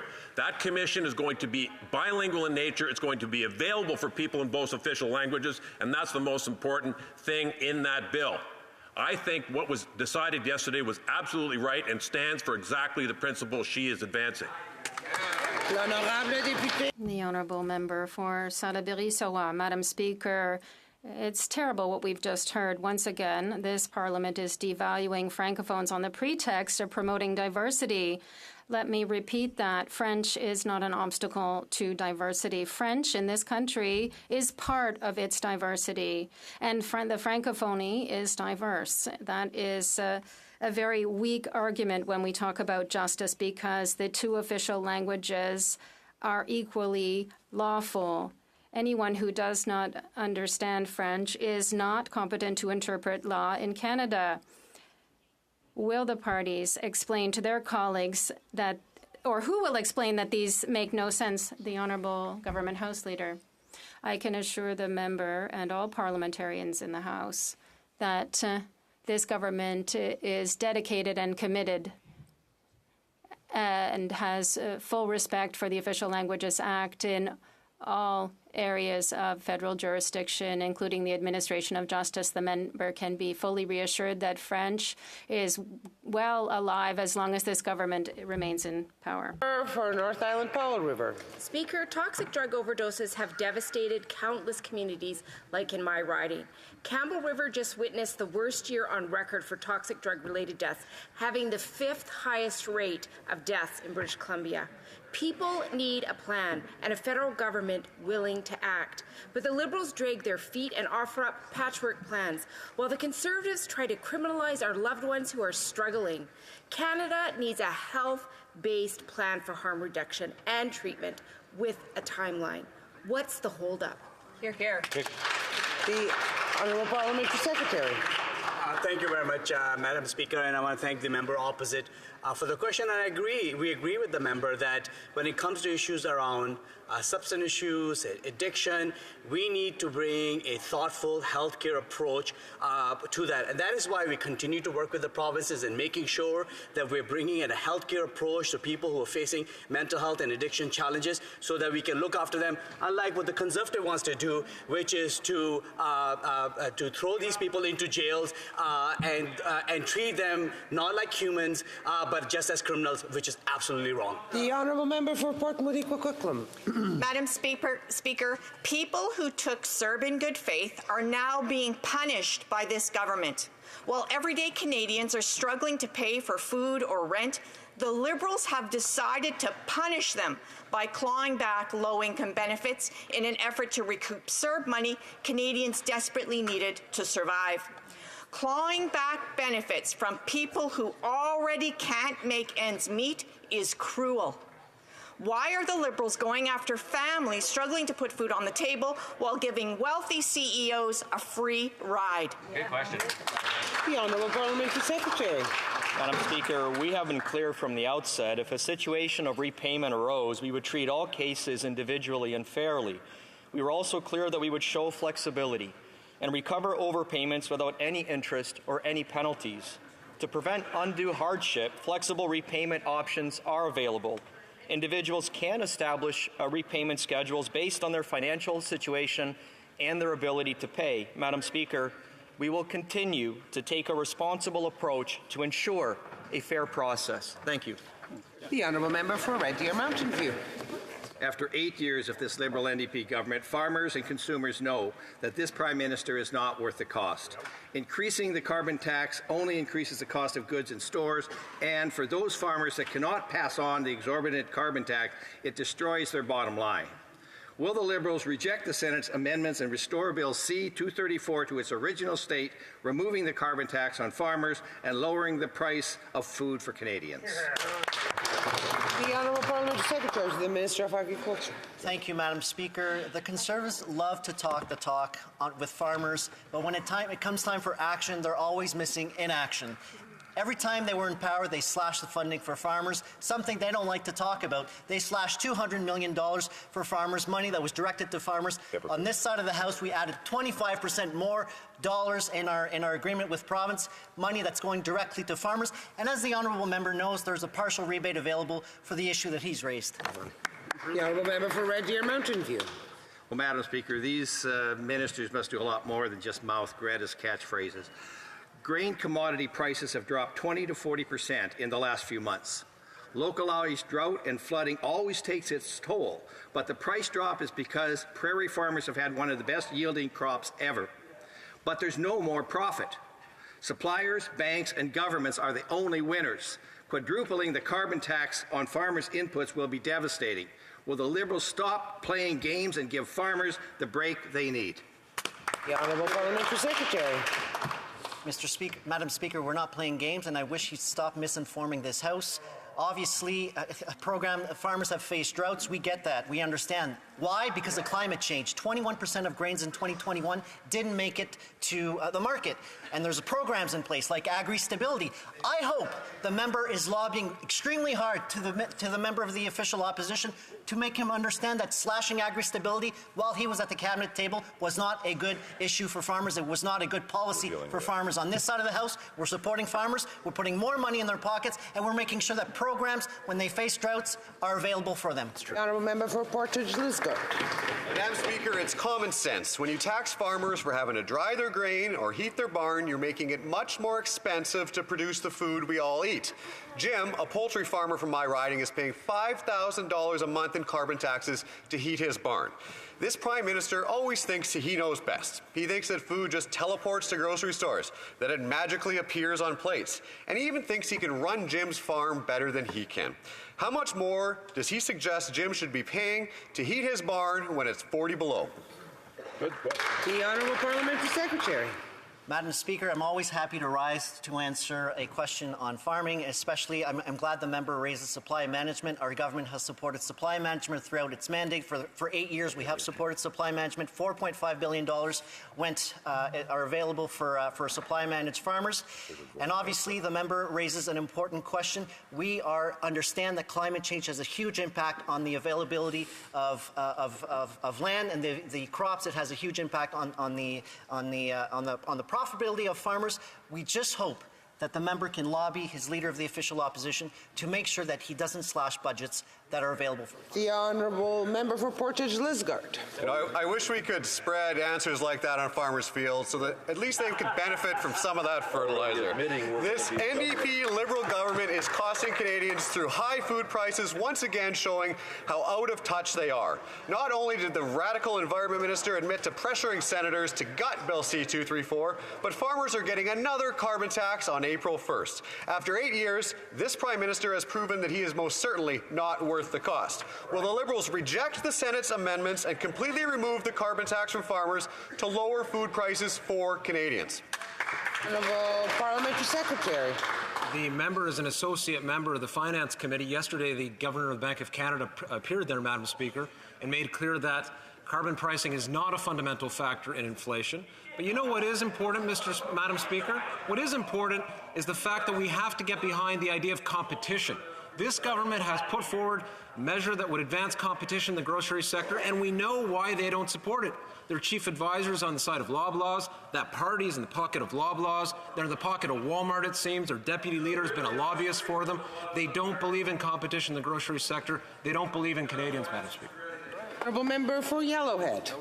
Madam Speaker, Bill C-234 is back in the House after Liberal-appointed senators stalled and gutted this crucial legislation. This bill is vital for exempting farmers from the carbon tax and would ease the high cost of Canadian food. But as the carbon tax is set to quadruple, farmers will pay $1 billion by 2030 and will push food prices even higher. Will the Liberals scrap the Senate amendments, remove the carbon tax from agriculture, and make food more affordable for everyone? The Honourable Parliamentary Secretary. Madam Speaker, we know that farmers actually see the brunt of climate change and natural disasters day to day. And that is what is increasing food prices when we see how they are being impacted by natural disasters. We are actually taking action to fight climate change and at the same time support farmers. In each instance where we were supporting farmers in the last votes, the Conservatives voted against. They voted against $25 million going to Fort McMurray Cold Lake to support agricultural workers in that field. Why are they standing against supporting farmers to fight climate change? The Honourable Member for Yellowhead. With an answer like that, I'm not surprised Canadians can't afford food in a country where 2 million citizens are relying on food banks monthly. It's baffling to see the NDP Liberal coalition push to quadruple the carbon tax. When you tax the farmer that grows the food and the trucker who delivers the food, Canadians are stuck with higher food prices. Bill C-234 in its original form promises immediate relief. Will the Liberals discard the Senate's alterations, lift this tax burden, and help Canadians afford their groceries already? The Honourable Parliamentary Secretary. Madam Speaker, the first thing that the Conservatives did when the last time they formed government was to get rid of childcare right across our country. That impacts affordability. We have a national childcare program that's reducing the cost of childcare to $10 a day. They were sending $100 checks to millionaires. We brought in Canada Child Benefit that gives up to $619 a month to the people who need it the most. In each instance, we're there to support families to put food on the table. They are not. Worst possible thing. The Honourable Member for Terrebonne. Madam Speaker, the January 18th deadline to repay the CEBA loans without penalty shows the federal government's lack of consideration for entrepreneurs. The Liberals even celebrated this week the fact that 80% of small businesses paid the money back on time. This means, according to their calculations, that 20% are unable to repay the loan. 1 in 5 small businesses who took out the CEBA loan is at risk of going bankrupt, and the Liberals think that that is good news. Do the Liberals think that 180,000 bankruptcies is a good news story? The Honourable Minister. Thank you, Madam Speaker. Once again, we are here in a number of ways for small businesses. Yes, the CEBA was very important during COVID. We extended the loan period, the loan itself, and there was a non-refundable amount. 80% of those who took out the loan have already repaid it. There are other measures to repay the loan. There are 3 years, and it's 5% interest. There's a lot of other measures, and I would say that if we didn't have this subsidy for wages, then a lot of businesses would have gone bankrupt. The Honourable Member for Terrebonne. Madam Speaker, while the Liberals are patting themselves on the back, they are ignoring the sacrifices made by those who made the reimbursement. There are people who dangerously drew on their lines of credit. They put their own homes on the line, all because Ottawa is refusing to assess case by case.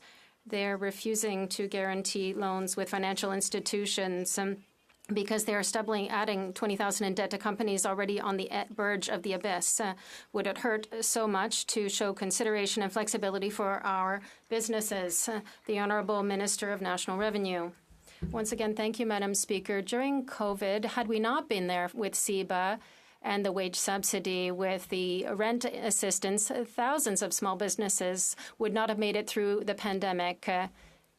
The economy is recovering. We have very reasonable conditions in place for repayment. 80% have already repaid. They have until the end of March still. And for those that will have to extend by 3 years, it's only 5% interest that will be paid. So $250 maximum a month. Thank you, Madam Speaker. Member for Central Okanagan, Similkanin Nicola. Madam Speaker, after 8 years of this NDP Liberal government, so many of my residents struggle to pay for gas and groceries, particularly seniors on fixed income, single parents, persons with disabilities. We can fight this made-in-Canada inflation by supporting the Conservative leader's motion to cancel the April 1st carbon tax increase.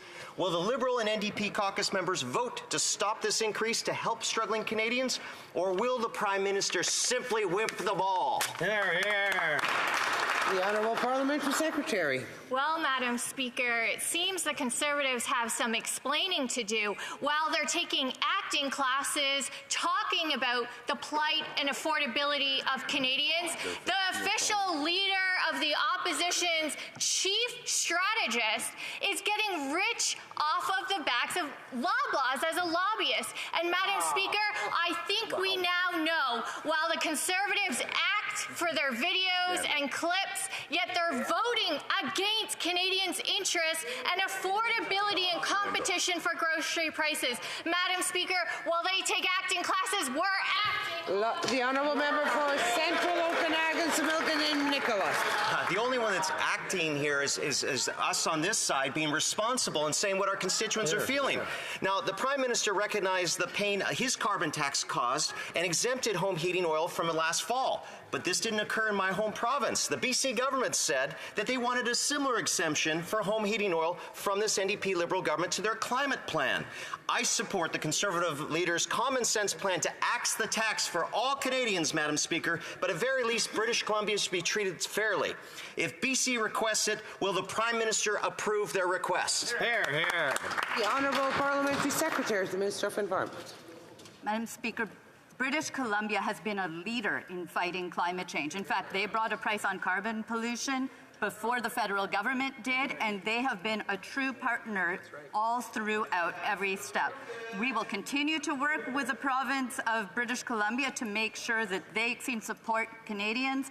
They have the Greener Homes grants and other programs where we continue to support every measure that Canadians do to have cleaner fuel. Thanks.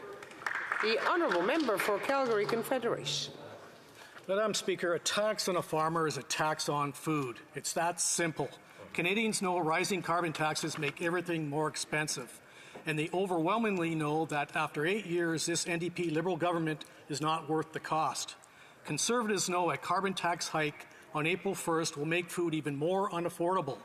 That is why we put forward a sensible motion to cancel this tax hike. Do the Liberals even know that their carbon tax hike will continue to drive up the cost of food? Hear, hear. The Honourable Parliamentary Secretary. Thank you, Madam Speaker. It's a bit funny that the members are talking about affordability on that side. I think my honourable colleague has brought a good point. The chief strategist for the Leader of the Official Opposition is a lobbyist for Loblaws. Loblaws is the only grocer asking to not be part of the Grocery Code of Conduct, something that the Conservatives were supportive. They were supportive of the Grocery Code of Conduct. Now I'm asking, is this an official policy of the Conservative Party of Canada that they're no longer supporting the Grocery Code of Conduct because their chief strategist is a lobbyist for Loblaws? No. The Honourable Member for Calgary Confederation. Madam Speaker, this government just doesn't understand how badly Canadians are struggling, including my city of Calgary. Statistics Canada recently reported that it costs more to afford basic goods and live a moderate standard of living in Calgary than any other major city in Canada. It now costs more to live in Calgary than it does in Toronto or Vancouver. Will the Liberals stop their April 1st carbon tax increase that will make gas, groceries, and home heating even more expensive, or will they pile on more costs to Calgarians? Hear, hear. The Honourable Parliamentary Secretary.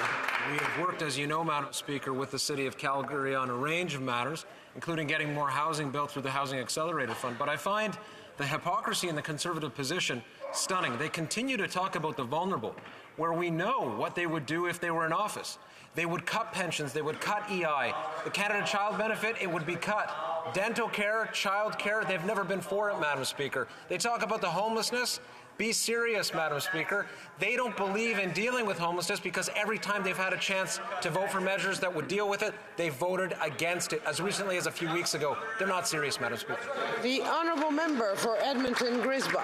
Gaza is the most dangerous place to be a journalist. 122 journalists have been killed in Netanyahu's onslaught. Mansour Schumann, a brave reporter in Gaza, a Canadian and a fellow Albertan, has been missing for over a week. Eyewitnesses say he is taken into custody by the Israeli army. His mother is worried sick and says the government hasn't done enough to keep her informed about his whereabouts. Can the government commit to Mansour Schumann's mother and all his loved ones that they will do everything in their power to bring him home?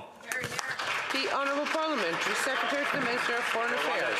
Thank the Honourable Member for raising this issue today and for many members who have sent me concerns about this particular case. When it comes to this case, I want to state very clearly that consular officials at Global Affairs, as well as in the field, have been in touch with the family. The Minister herself talked to the family this week and have assured the family that we are doing everything we can to find out this person's whereabouts. We are considering every possibility of engagement on this case. We will continue to do that. I'm not able to go into further details due to privacy concerns, but if you have more concerns or questions, please contact me directly. Thank you. The Honourable Member for Victoria. Madam Speaker, Canadians can't keep up with their home heating costs. Switching to a heat pump makes life more affordable while tackling the climate crisis. But the current Liberal program is riddled with problems and almost impossible for rural and lower-income Canadians to access. The Liberals have threatened to cancel this program and are leaving people out in the cold with higher home heating bills and no option to switch. This makes no sense. Why won't the Liberals make Big Oil pay what they owe and use the funds to fix the heat pump program? The Honourable Parliamentary Secretary. Madam Speaker, it is an absolutely amazing thing to see how popular the Greener Homes Grant has been, as well as the Greener Homes loans. Canadians across the country have been taking this opportunity to better insulate their home and switch to heat pumps, all of which reduces their bills, their heat bills at the end of the day, at the same time as protecting our environment.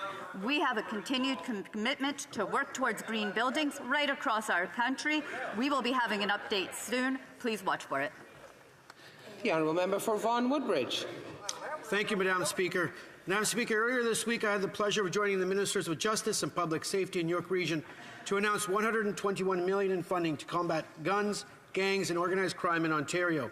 In the City of Vaughan and in many big cities across the country, auto theft is a growing problem and one that's becoming increasingly violent. Can the Minister of Public Safety please reassure my constituents and all Canadians and tell us how the government plans to tackle this issue? Thank you, Madam Speaker. The Honourable Parliamentary Secretary. Thank you, Madam Speaker, and thank you to the member for Vaughan Woodbridge for standing up for safety in his community and joining the Minister of Public Safety to address auto theft, which is a serious problem that requires collaboration and an all-hands-on-deck approach with our provincial and municipal partners. Canadians are understandably concerned for their safety, and they expect elected officials to put their partisanship aside and work together. That's why our government is working with local partners, including the police, while the leader of the opposition insults the individuals who have taken an oath. The Honourable Member for Parry Sound Muskoka. After 8 years of this NDP Liberal government, the doom and gloom in the housing market is worse than ever. Fewer homes were built last year than the year before. Vacancy rates are at all-time highs, or all-time lows rather, and rent is at all-time high. Instead of removing the gatekeepers that block buildings, the Liberals cut them big checks. In fact, the first 4 photo ops this housing ministers took cost Canadians $300 million. How much longer will we be cutting big checks before a single home gets approved or even built? The Honourable Parliamentary Secretary to the Minister of Housing.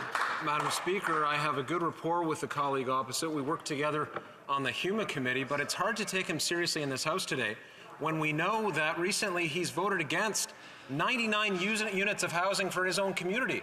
At 520 Isaac Street, he can go down. I'm sure he knows where that is.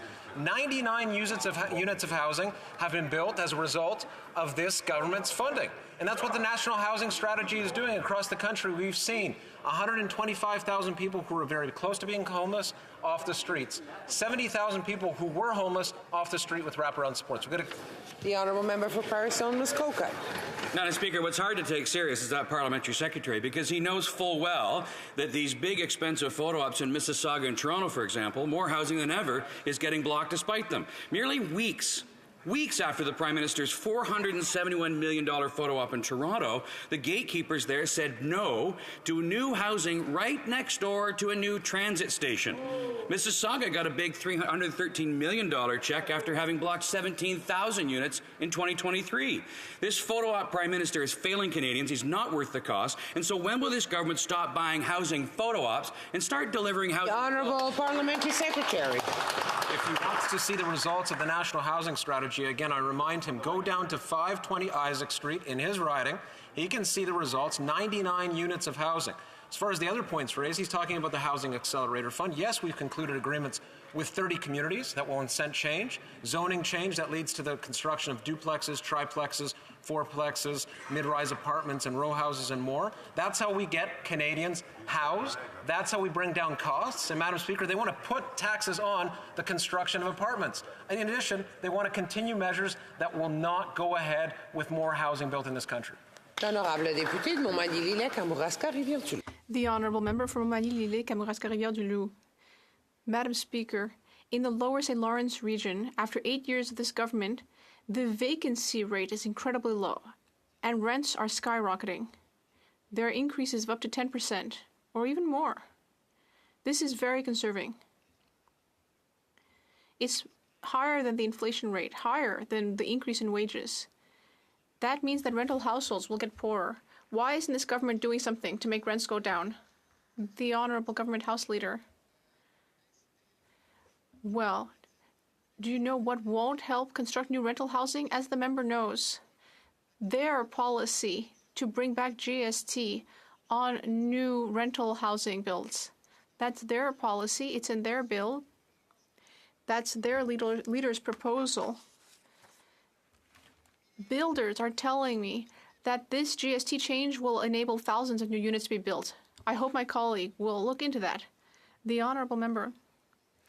Madam Speaker, the Governor of the Bank of Canada said yesterday that government spending will keep inflation and possibly interest rates high, which will increase home costs and mortgage renewal costs, as well as rents. After 8 years, this government still doesn't seem to understand that balancing the budget within a predictable time frame would simply be a common sense measure. Will this government take measures to get back to a balanced budget as soon as possible? in the next budget, in fact.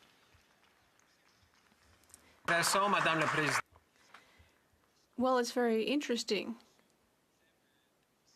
to see what the Conservative Party's history on this is. Deficit is the story of the Conservative Party. In fact, what do we see now? A AAA credit rating, the lowest debt-to-GDP ratio in the G7.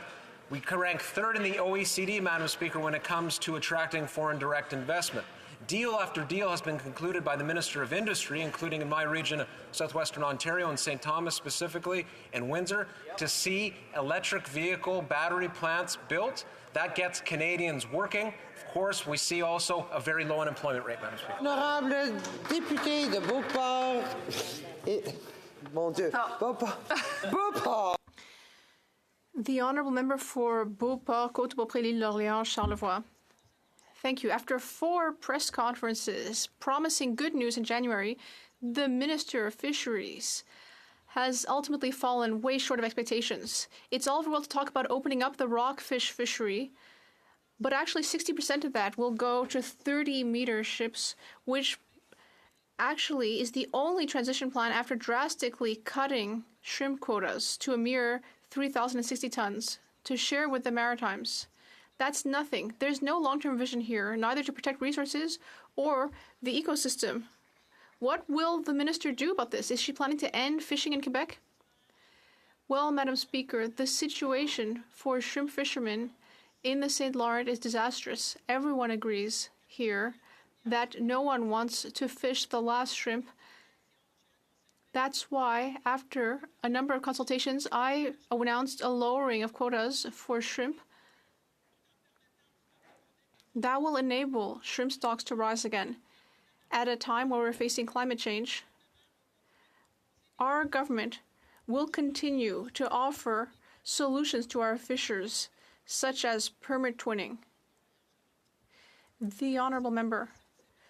Well, given that there is a large amount of rockfish, which preys on small fish and shrimp, there's a real lack of vision here, and it shows a lack of consideration for the expertise of fishers.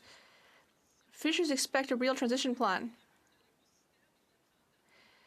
Like things were 30 years ago. Things have gone backwards since then. A plan with financial compensation, a marketing strategy for rockfish and new products, and concrete alternatives for pelagic species, seals, seaweed, shrimp, and deep-sea fish. When will the minister finally propose a sustainable plan?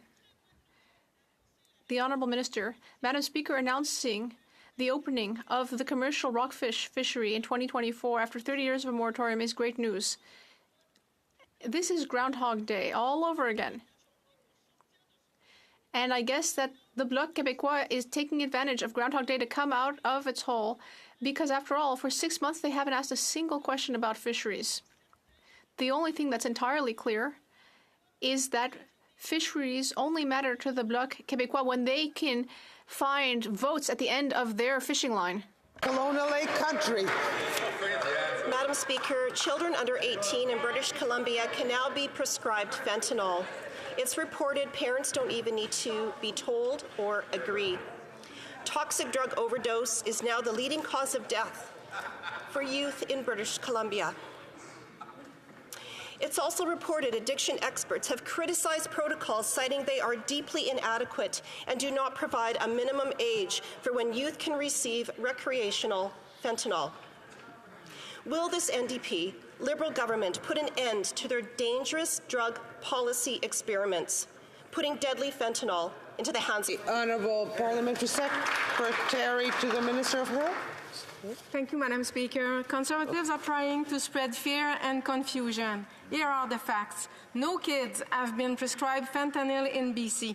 Under the guidelines, there are additional precautions in place when it comes to prescribing to minors.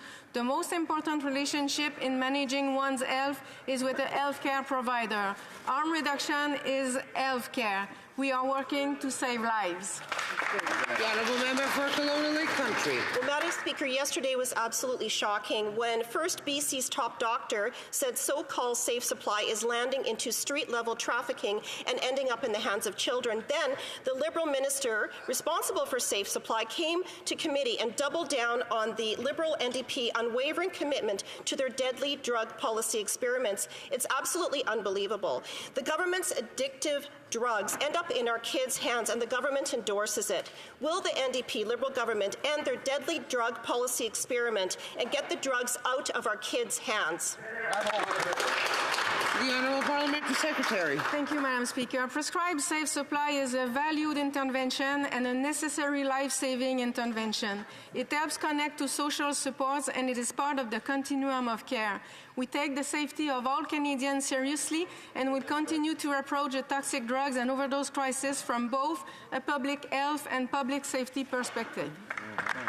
The Honourable Member for Sarnia-Lambton. Madam Speaker, after 8 years of this Liberal NDP government, crime is up nearly 40% across the country.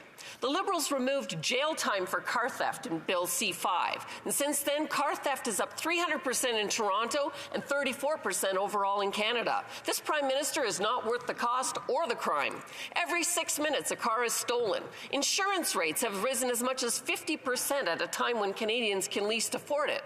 Common sense Conservatives will bring back jail, not bail for criminals. Will the Liberals? The Honourable Parliamentary Secretary. Madam Speaker, it's interesting how the Conservatives are just waking up to the issue of auto theft in this country. This is something we have been working on with our local partners, including police.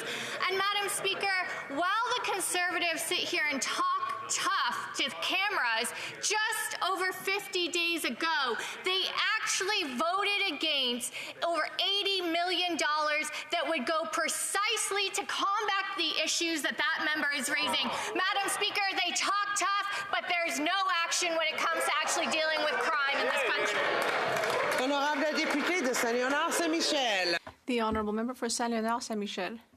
Madam Speaker, we know that families throughout the country are facing an increase in the cost of living, including in my riding, Saint-Léonard-Saint-Michel. The Canada Child Benefit is a source of support for families in my community. Can the Parliamentary Secretary to the Minister of Families and Children tell the House about the impact that this important policy is having for Canadian families? The Honourable Parliamentary Secretary. Thank you, Madam Speaker. I'd like to thank my colleague for this important question. We know that many people are indeed facing a difficult financial situation, and that's why we have brought in programs like the Canada Child Benefit, which was designed to support the most vulnerable among us. The Canada Child Benefit has lifted hundreds of thousands of children out of poverty since 2016. It is indexed to the cost of living. Parents will now receive up to $7,437 per child under 6 years old, and up to $6,275 for children up to 17. This support is essential. St. Albert, Edmonton. Madam Speaker, after 8 years, this NDP Liberal government isn't worth the cost or the corruption. The Minister of Industry conveniently claims that until recently he had no idea about corruption and self-dealing at the Liberals' billion-dollar green slush fund. But we now know that his predecessor, Navdeep Bains, was informed as early as 2019 that the company of the Liberal-appointed chair had received millions from the fund in a blatant conflict of interest. So in the face of that, how is it possible that the minister had no idea? The Honourable Parliamentary Secretary. Speaker, let me be clear. As soon as we found out about these allegations, alleged allegations, the Department of ICE had acted quickly. The Minister of Innovation has already accepted the resignation of the CEO and the chair. We take these allegations extremely seriously, which is why we're following proper due diligence. Our government is committed to ensure that organizations which receive government funding adhere to the highest standards of governance. We are committed to getting to the bottom of these allegations. Thank you. Honourable Member for St. Albert, Edmonton. Madam Speaker, nonsense. Not only had the minister's predecessor been informed of self-dealing on the part of the Liberal-appointed chair, the minister sent officials to attend each Green Slush Fund board meeting in which board members funneled more than $20 million taxpayers' dollars to their own companies. and the minister claims he had no idea. Either the minister is grossly incompetent or he is misleading Canadians. Which is it? The Honourable Parliamentary Secretary. Speaker, this is just another example of the Conservatives willing to say anything to oppose us fighting climate change. This includes, they want to slash the funding to this organization that this Parliament, in this House, voted for over 20 years ago. We're sticking to the facts and to the due process. We'll continue fighting to get to the bottom of this. Thank you very much, Speaker. The Honourable Member for Calgary Rocky Ridge. Madam Speaker, on April 1st, this Liberal NDP government is going to automatically raise the tax on beer, wine, and spirits for the 8th year in a row, without even a vote from elected MPs. When a simple treat like sharing a bottle of wine with a loved one becomes unaffordable, Canadians know that after 8 years, this Prime Minister is not worth the cost. Will the Prime Minister stop this automatic annual tax increase and bring back happy hour for Canadians? The Honourable Parliamentary Secretary. Madam Speaker, we'll continue to work with the beer sector, with vintners, to ensure that they are competitive. And in fact, if we look at the wider Canadian economy, what do we see? A lower unemployment rate than existed before the pandemic. There's more jobs working now than before the pandemic.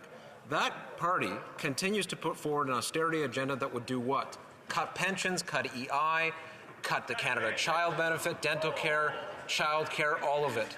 They don't believe in the social programs that have upheld this country in so many different ways. They don't believe in by Canadians by extension. That's what I have to say to that member.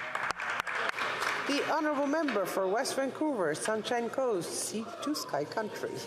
Madam Speaker, the federal government can get more housing built by working with municipalities rather than insulting mayors like the Leader of the Official Opposition does. Through the Housing Accelerator Fund, we're working with the District of Squamish to fast-track the construction of an additional 200 homes over the next 3 years and over 1,300 homes over the next decade. And these are not just any homes. These are affordable, rental, and missing middle homes that the municipality has determined are badly needed in the community. Can the Parliamentary Secretary of Housing, Infrastructure and Communities please tell residents of Squamish how we're working with local partners to get more housing built faster at prices that they can afford?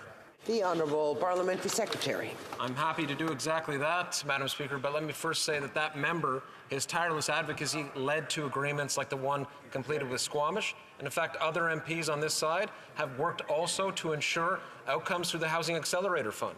I talked about it before, but it bears repeating. This is a fund that ensures incentives on municipalities' part to change zoning that will lead to more building in return for federal funding. What do we see as a result? Duplexes, fourplexes, triplexes, mid-rise apartments. All of these will lead to 500,000 homes being built over the next decade and 78,000 homes built over the next 4 years. That's how we get housing going. The Honourable Member for Churchill, Coatineau-Aski. Northern Manitoba is seeing temperatures above zero. We've had weather that's unheard of these last 2 months. Thousands of people in our region depend on ice roads to survive. Because of the warm weather, some roads haven't opened and others will not last the season. The Liberals have failed to act quickly to combat the climate emergency that is hitting Indigenous communities the hardest. Investments in climate adaptation are needed now. An airport for Wasagamag, all-weather roads for St. Teresa Point, Oxford House, and York Landing. When will the Liberals finally act to deliver these life-saving investments? Hear, hear. Honourable Parliamentary Secretary. I'd like to thank the member opposite for her question and her dedication to this file. Indeed, Indigenous people all across Canada, and especially in northern areas, are feeling the brunt of climate change faster than other areas. I was at the United Nations last year where they told our government this, and our government is willing to work with their community and work with Indigenous communities to make sure that they have all the services that all Canadians have in Canada. Thank you very much. Great answer. The Honourable Member for Richmond North Basca. Madam Speaker, on December 2nd, 2022, on February 15th, March 23rd, and September 25th, 2023, I asked questions about an outdated tax law that's been around for 30 years. It means that Canadian businesses are penalized by our tax system even though they're using local and healthy products. Things are getting more and more expensive, and it's harder for families to eat healthy products. By doing something about the situation, the government would be helping families buy healthy and cheaper food And it would end this injustice, which means that SMEs are fighting multinationals in an unfair manner. Will the Finance Minister finally do something about this? The Honourable Minister of National Revenue. Thank you, Madam Speaker. I'd like to thank my colleague.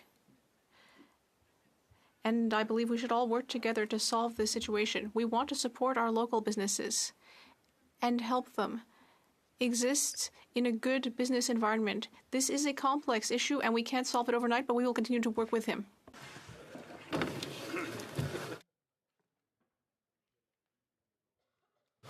Well, that's all the time for question period today. Good to see you all.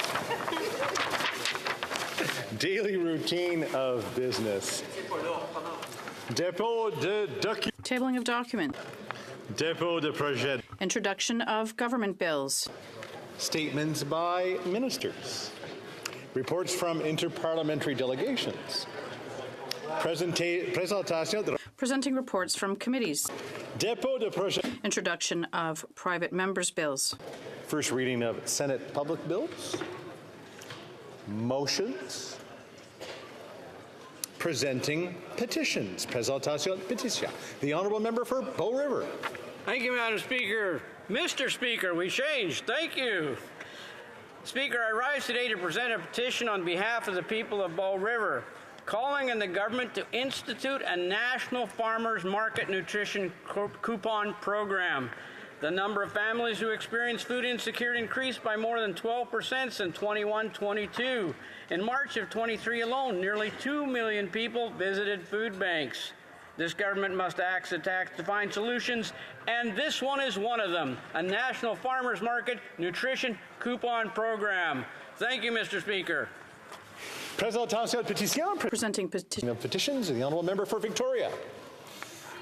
Volunteer firefighters and search and rescue volunteers put their lives on the line for their fellow Canadians. They give their time, training, and efforts, and they also allow municipalities to keep property taxes lower than if paid services were required. I am presenting a petition calling on the government to increase tax credits for these essential volunteers and to support Bill C-310. Thank you.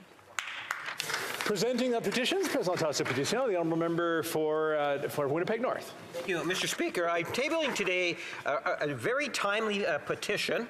This is constituents of mine that have signed a petition asking for all parliamentarians of all political parties to vote in favor of Bill 57, C-57, which is the Canada-Ukraine trade agreement, Mr. Speaker. That's very timely, and they're asking all of us to get behind it and vote for it. Thank you, Mr. Speaker.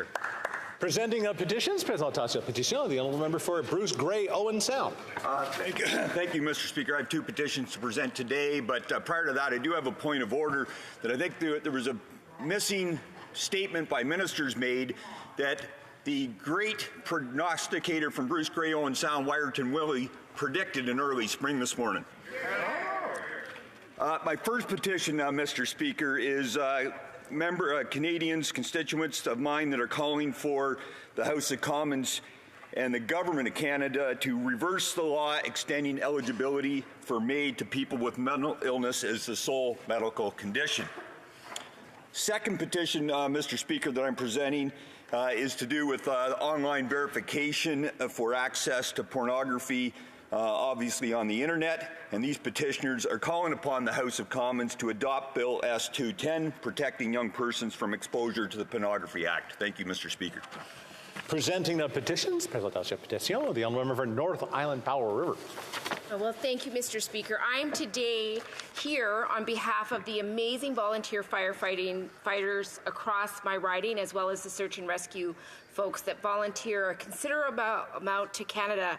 And I want to thank them because we know that volunteer firefighters are 71% of Canada's total firefighting essential first responders. We know that right now that the Tax Code of Canada allows volunteer firefighters and search and rescue volunteers to claim $3,000 in tax credit for 200 hours of service. We would like to see that raised to $10,000. We know, and as the member who put forward this bill, Bill C-310, the member from Courtenay, Alberta, that municipalities and communities get to keep their property taxes lower because they don't have to pay for these services. People put their life on the line for us. It's time that we do the same. Thank you, Mr. Speaker. Presenting the petitions, présentation de pétition, the honourable member for Kelowna Lake Country. Thank you, Mr. Speaker. I'm presenting a petition today on behalf of residents in my community. And to summarize, the Canada-Ukraine authorization for emergency travel measures were in place to help Ukrainians and their family members come to Canada as quickly as possible. However, this program excludes many Ukrainians who came to Canada under the program who do not have family residing in Canada. Therefore, the petitioners are calling on the Government of Canada to make available a specialized permanent residency pathway for Ukrainians currently in Canada that does not require them to have Canadian citizen or permanent resident family member in Canada. Thank you, Mr. Speaker. Presenting the petitions, présentation de pétition, the honourable member for Port Moody Coquitlam. Thank you, Mr. Speaker. And the Sasamat volunteer firefighters protect Anmore and Belcara. And Coquitlam search and rescue volunteers also put their lives on the line for their fellow Canadians. They give their time, training, efforts, and also this allows municipalities to keep property taxes lower. If their services were paid, if their services as required were paid, this would be optimum. But at the moment, they're giving their time and their expertise as a volunteer. I'm presenting a petition calling on the government to increase the tax credits at the very minimum for these essential volunteers and to support Bill C-310. Presenting the petitions, présentation de pétition. Voila. Questions on the order paper? The Honourable Parliamentary Secretary to the Government House Leader. Thank you, Mr. Speaker. I would ask that all questions be allowed to stand at this time, please. There you go. Orders of the day. The Honourable Parliamentary Secretary to the Government House Leader.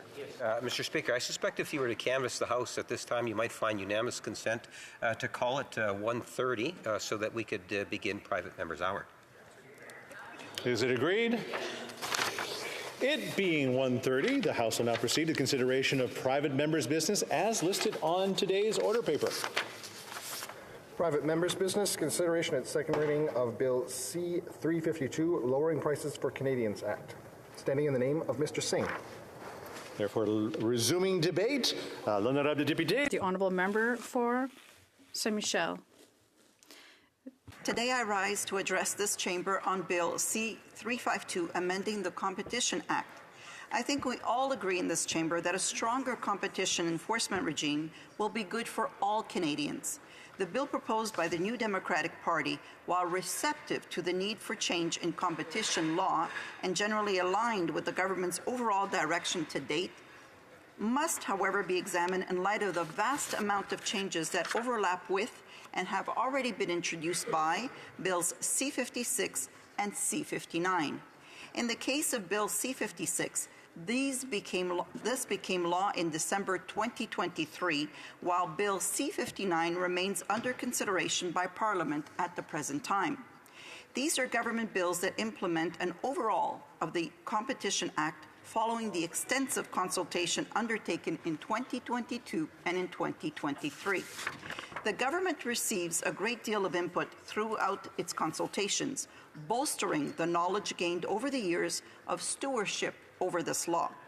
The amendment packages assembled in its two bills address most of the issues identified in law that historically made it weaker than regimes of Canada's closest partners. That will no longer be the case. Modernizing the Competition Act is a necessary step in making Canada's economy more affordable for consumers and more fair and accessible to business.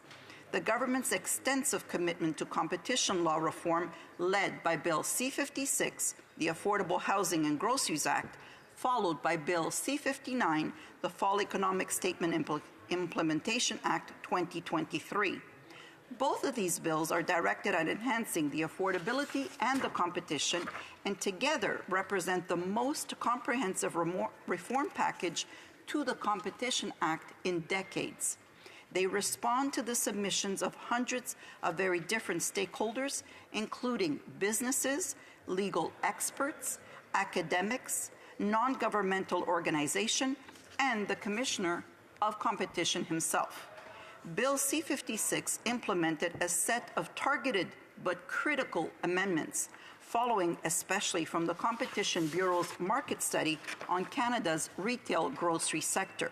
Mr. Speaker, as you already know, Bill C-56 brought much-needed changes, such as allowing information to be compelled under court order in the course of a market study, helping to remove barriers when diagnosing potential competition issues. Bill C-56 also repealed the efficiencies exceptions for anti-competitive mergers and collaborations, and in so doing, eliminated what many observers consider to have been the single biggest contributor to corporate concentration in Canada. The bill further allowed for better prevention and remedy of the abuse by larger players of their dominant position by requiring only proof of anti-competitive intent or effects to prohibit certain forms of conduct. This more appropriately allocates the burden of proof as compared to the previous test, which significantly limited the number of instances where the Bureau could intervene. Finally, Mr. Speaker, Bill C-56 addressed harm from collaborations between non-competing parties that are designed to limit competition. Once this provision is in effect, the Bureau will be able to review any type of collaboration whose purpose it is to restrain competition and seek a remedy, including an order to prevent the activity where competition is being substantially harmed or likely to. This is especially impactful on restrictive covenants between grocers and landlords, allowing more grocers to set up shop nearby competitors. Bill C-56, Mr. Speaker, was, of course, amended in committee through a multi-party effort, incorporating several of the elements in Bill C-352 that now no longer require consideration.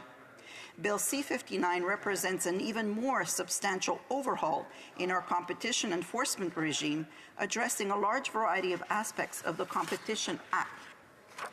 The amendments would give the Competition Bureau a longer period to detect and address anti-competitive mergers that are not notified in advance, helping to address killer acquisitions in the digital market. The bill would broaden the Bureau's review of competitors' collaboration to those that harmed competition in the past and allows for financial penalties to be sought when necessary. Importantly, Bill C-59 facilitates Bill C-59 facilitates private actions against a broader range of anti-competitive or harmful practices and empowers those affected to seek financial compensation in many cases. This improvement will complement the Bureau's work in protecting the marketplace. The bill also ensures that cost awards will not be ordered against the Commissioner of Competition in the vast majority of circumstances, another element addressed by Bill C-352. The bill also includes anti-reprisal provisions, ensuring that cooperation with the Bureau or participation in legal proceedings can't be punished by stronger businesses. Additionally, it is worth mentioning that Bill C-59 strengthens the law's testament of greenwashing, the false advertising of sustainability claims, while also facilitating environmentally beneficial collaborations that do not harm competition. Moreover, it ensures that a means of diagnosis or repair cannot be denied in a way that harms competition. Mr. Speaker, all in all, little remains in Bill C-352 that has already not been addressed. On the contrary, Bill C-59 includes several elements that are missing from this private member's bill. Mr. Speaker, the government's consultation saw over 130 stakeholders raise over 100 reform proposals. All submissions made by identified groups are publicly available, and the government published a What We Heard report synthesizing them. This public process has been a key source of input to help us develop reform proposal, and we are confident that the measures included in government bills comprehensively addresses the needs expressed by Canadians. In conclusion, Mr. Speaker, I think it's fair to say that the ambition of Bill C-352 correctly reflects the importance Canadians place in having a strengthened competition law framework. However, all of the major issues it raises have been or are being substantially dealt with through Bills C-56 and C-59. As such, I would encourage members of this House interested in advancing competition reform to prioritize the rapid passage of Bill C-59. Thank you, Mr. Speaker. Continuing debate with the honourable member for Sturgeon River Parkland. Thank you, Mr. Speaker. And I rise today to continue debate on this very important private members bill that deals with amending the Competition Act to address the woeful lack of competition in our country, particularly a degrading lack of competition that has occurred after 8 years under this Liberal government. And I'm very disappointed to hear the previous Liberal speaker talk about how they intend to not support this legislation. They expect Canadians to trust them and trust that their legislation has all the solutions needed to solve the competition problems. But many of these competition problems, as I will show in my speech, have been caused by the sheer amount of consolidation that has happened in the Canadian marketplace under 8 years of this Liberal government. For example, Canadians pay the highest cell phone bills in the developed world, with 3 times more than Australia pays and twice as much as our neighbors in the United States. And I remember under the previous Conservative government how hard our government worked to bring in new wireless players into the Canadian market to help bring down prices for Canadian consumers. And all of this hard work was unraveled under this Liberal government with the merger of Rogers and Shaw, which eliminated a major new entrant into the market that was providing much needed competition.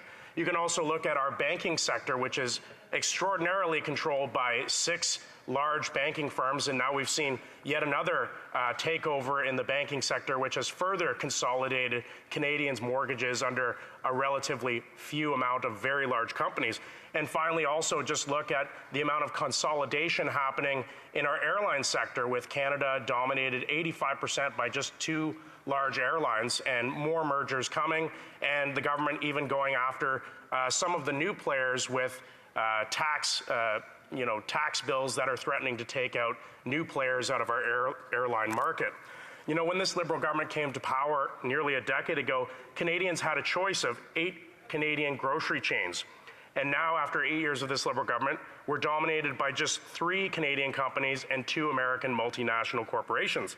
Mr. Speaker, these are not signs of a healthy, dynamic, and competitive marketplace. They are signs of a country which has an outdated approach to competition. And the reality is that this is a Canadian problem. And while this Liberal government blames international trends on the increasing prices we're seeing at the grocery stores and on our cell phone bills, the fundamental problem is the lack of choice that Canadians have, and it's forcing consumers to pay more.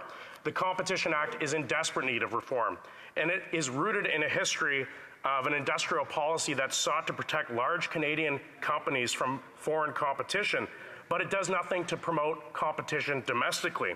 And in fact, I'm not even sure if the goal of having these companies protected so that they can grow is even achieving those ends in this country, because they're so protected. We're not seeing the innovation that we need in this country to really develop the next level of technologies and practices.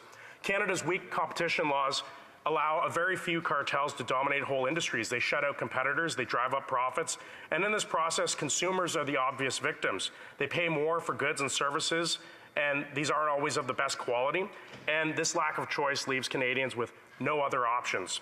And now, this doesn't just affect consumers. Indeed, the impact of this failing Competition Act has immense consequences on small and medium-sized producers. I come from an area with a lot of farmers, and we know that these big companies dictate prices to these farmers, and that really has an impact on them as well.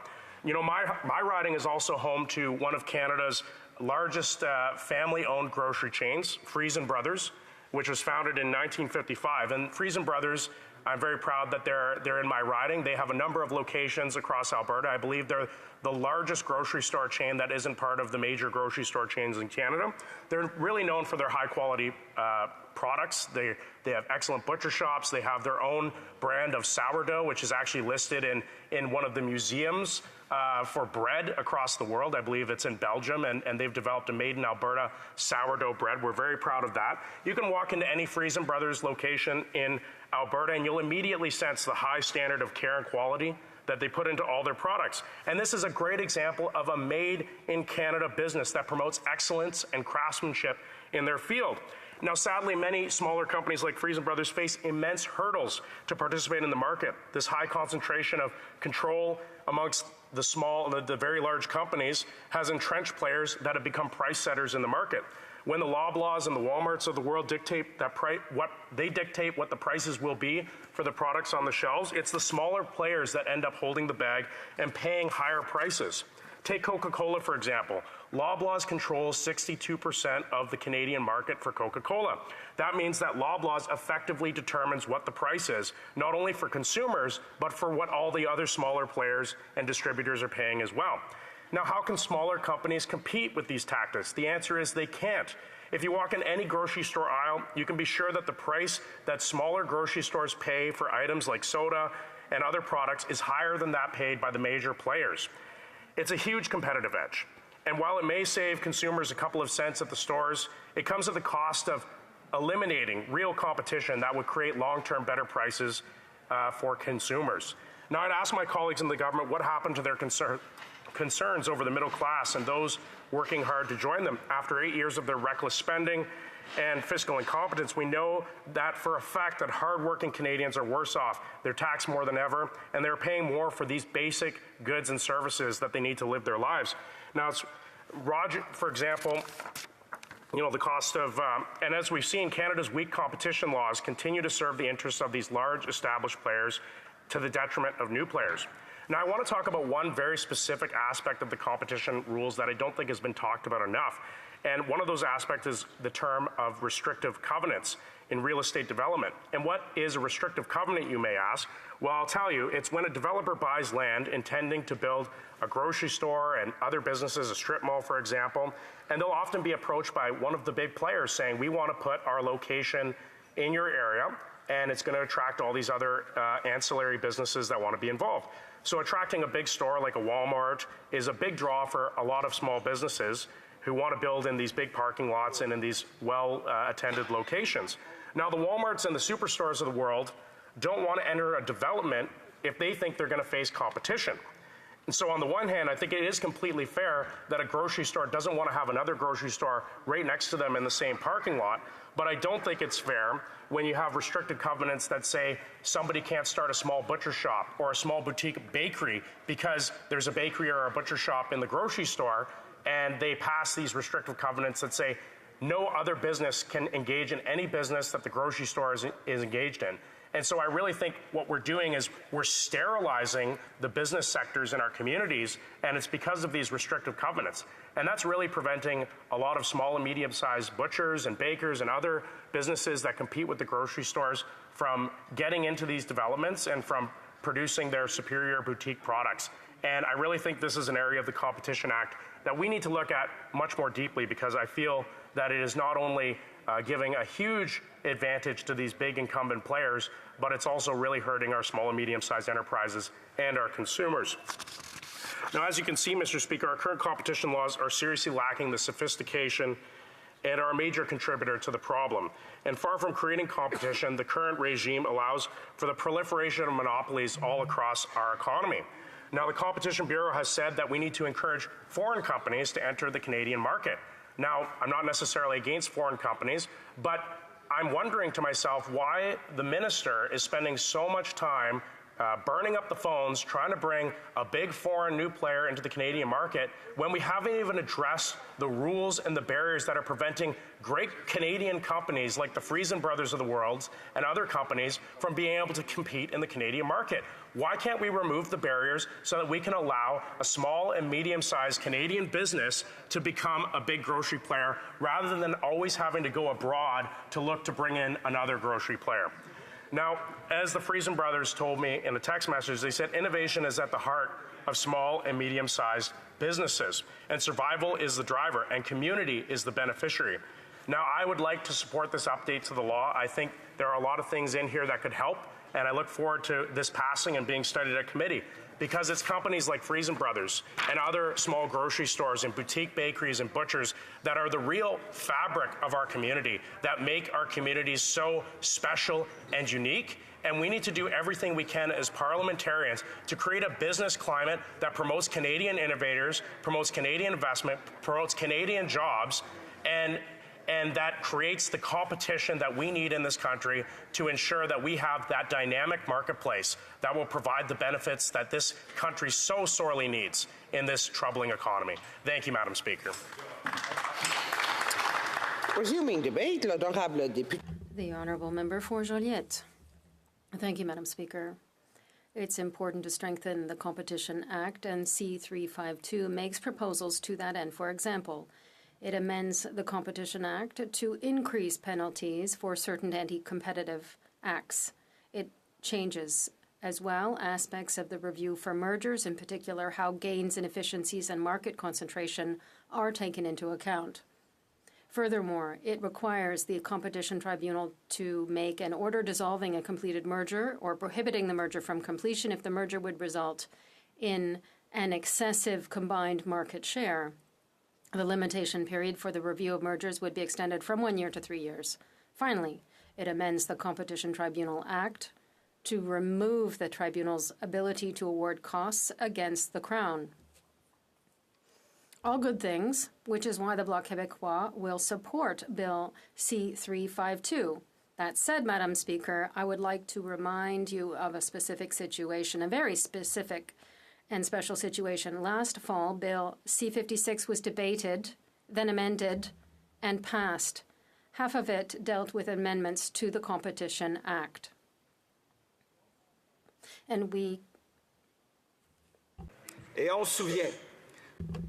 can remember that in order to get the NDP to support the gag order, M30, the government amended C-56 to include several elements of C-352. So a number of elements from C-352 found their way into C-56.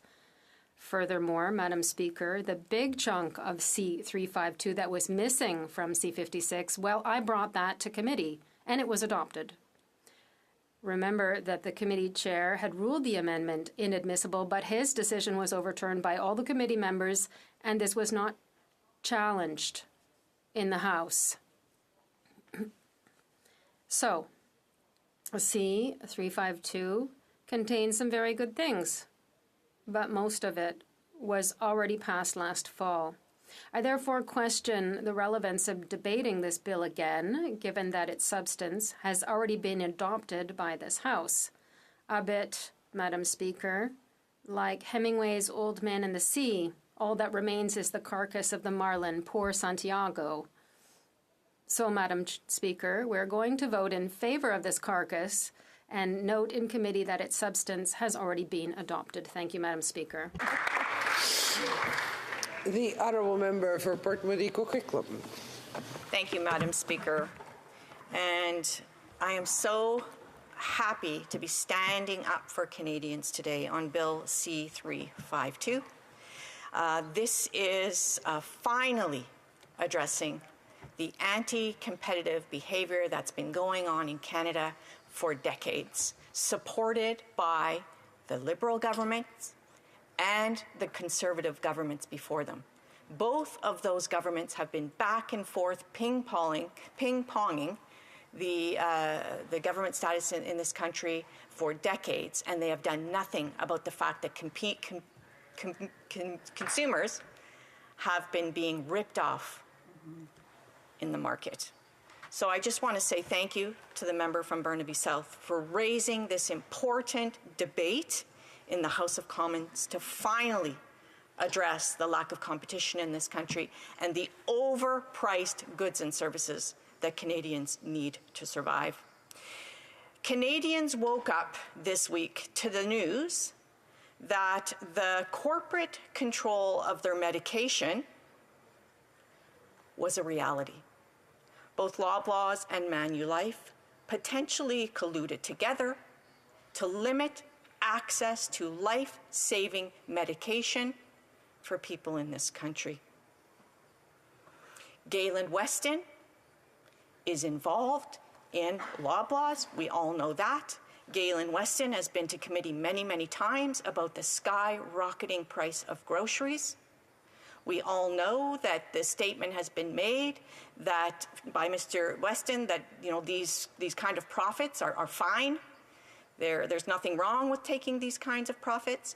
And meanwhile, Canadians and people in my riding, Madam Speaker, are struggling to put food on the table. Galen Weston, as an individual and as an influencer in the Canadian economy, has already got a disproportionate amount of control over people's ability to eat in this country. Now we are in a situation where Galen Weston and Loblaw's company is going to have even more control over whether or not you, your family member, or your friends have the medication they need to stay alive. This is serious business, Madam Speaker. And although the Competition Board oversees anti-competitive behavior, they have not had the teeth to be able to enforce and to make change. And I've been in this House all morning, Madam Speaker, and I heard the Conservatives say they're there to create a business climate.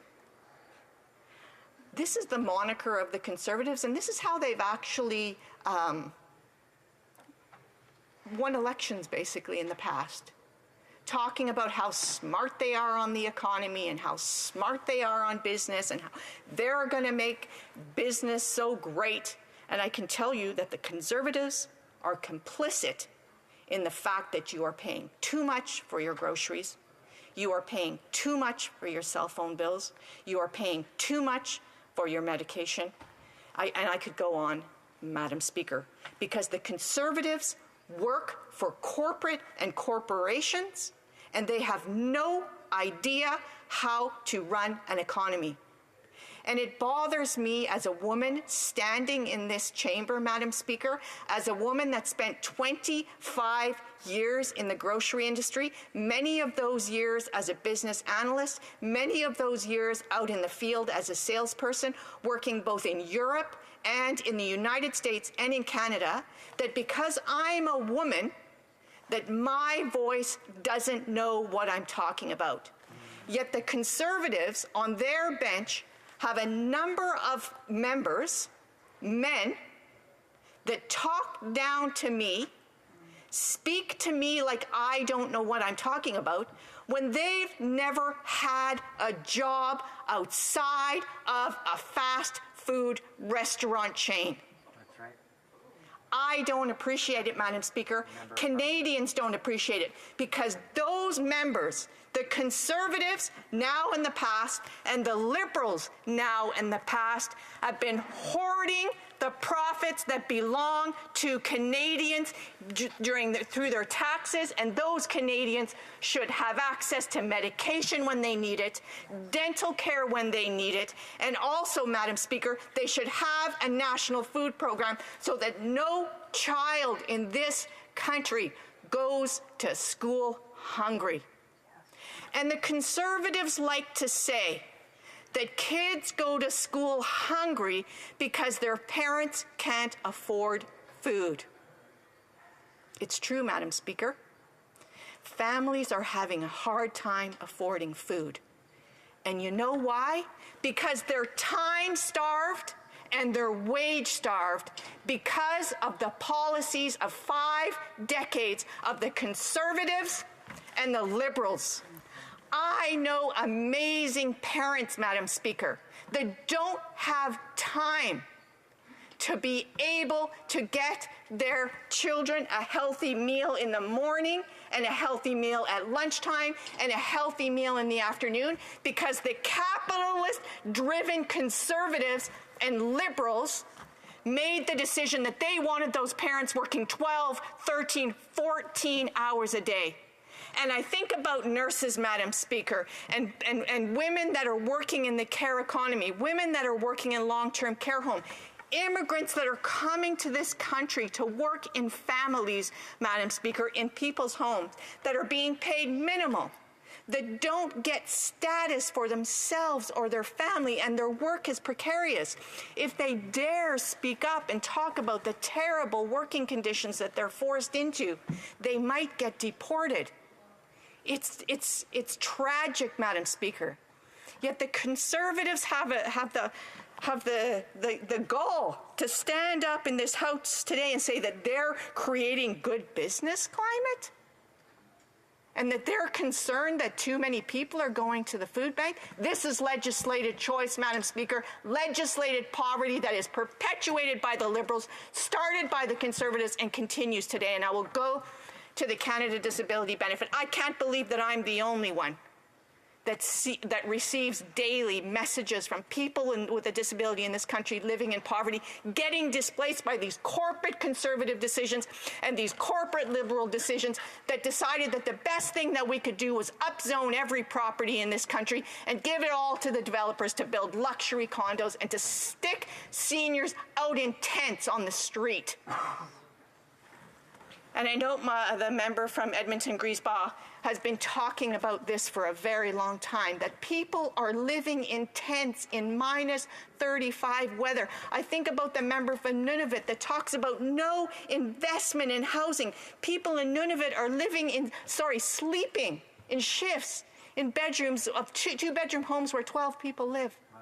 It's disgusting that these governments, Liberals and Conservatives, have done this for decades. They know it.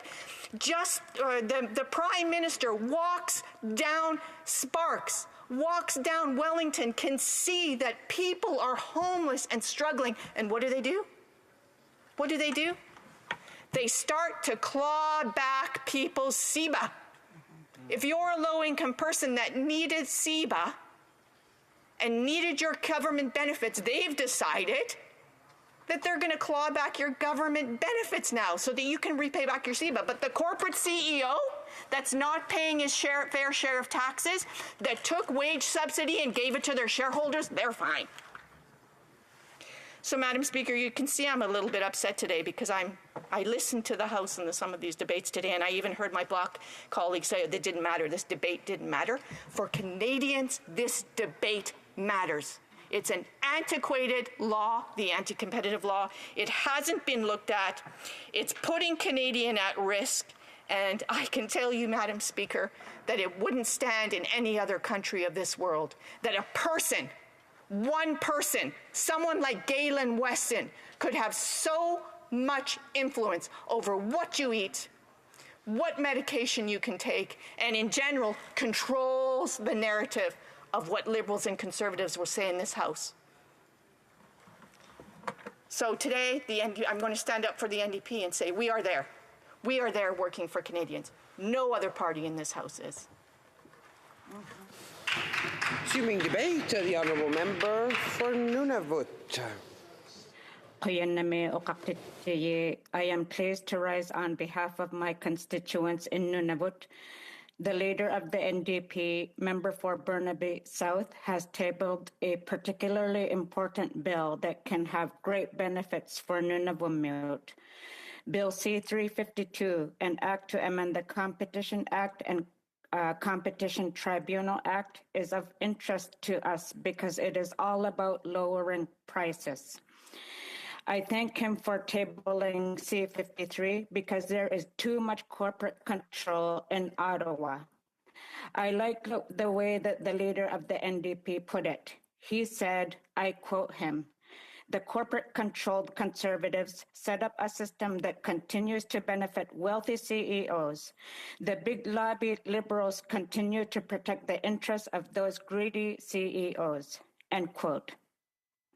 The leader of the NDP clearly understands the realities experienced by my constituents, and the NDP join him in this fight to stop greedy CEOs who exploit Canadians. As the fourth party in this House, we have fought the hardest and got the most results for Canadians. Bill C-352 is yet another example of what an NDP government would look like. making changes in federal systems that make it easy to afford food, to afford the cost of living, and indeed not be punished by corporate greed. Competition is particularly challenging in Nunavut. The merger of First Air with Canadian North has seen the impacts of the lack of competition.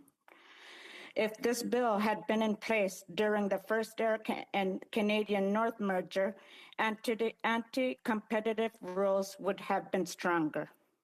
There would have been a better review of the merger, including how gains in efficiency and market concentration would be taken into account. I believe that the merger of the two airlines would have been prevented, given that this merger resulted in excessive combined market share. The merger between Canadian North and First Air is not likely to restore competition in the airline industry in Nunavut. I challenge Nunavut Crown corporations to buy into the airline industry and increase the market share. Canadian North, while Inuit-owned, is owned by two corporations outside of Nunavut.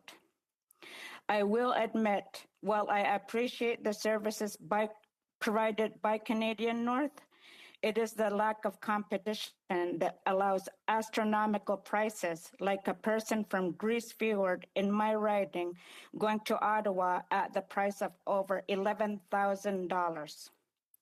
The distance between Grise Fiord and Ottawa is only 3,461 kilometers.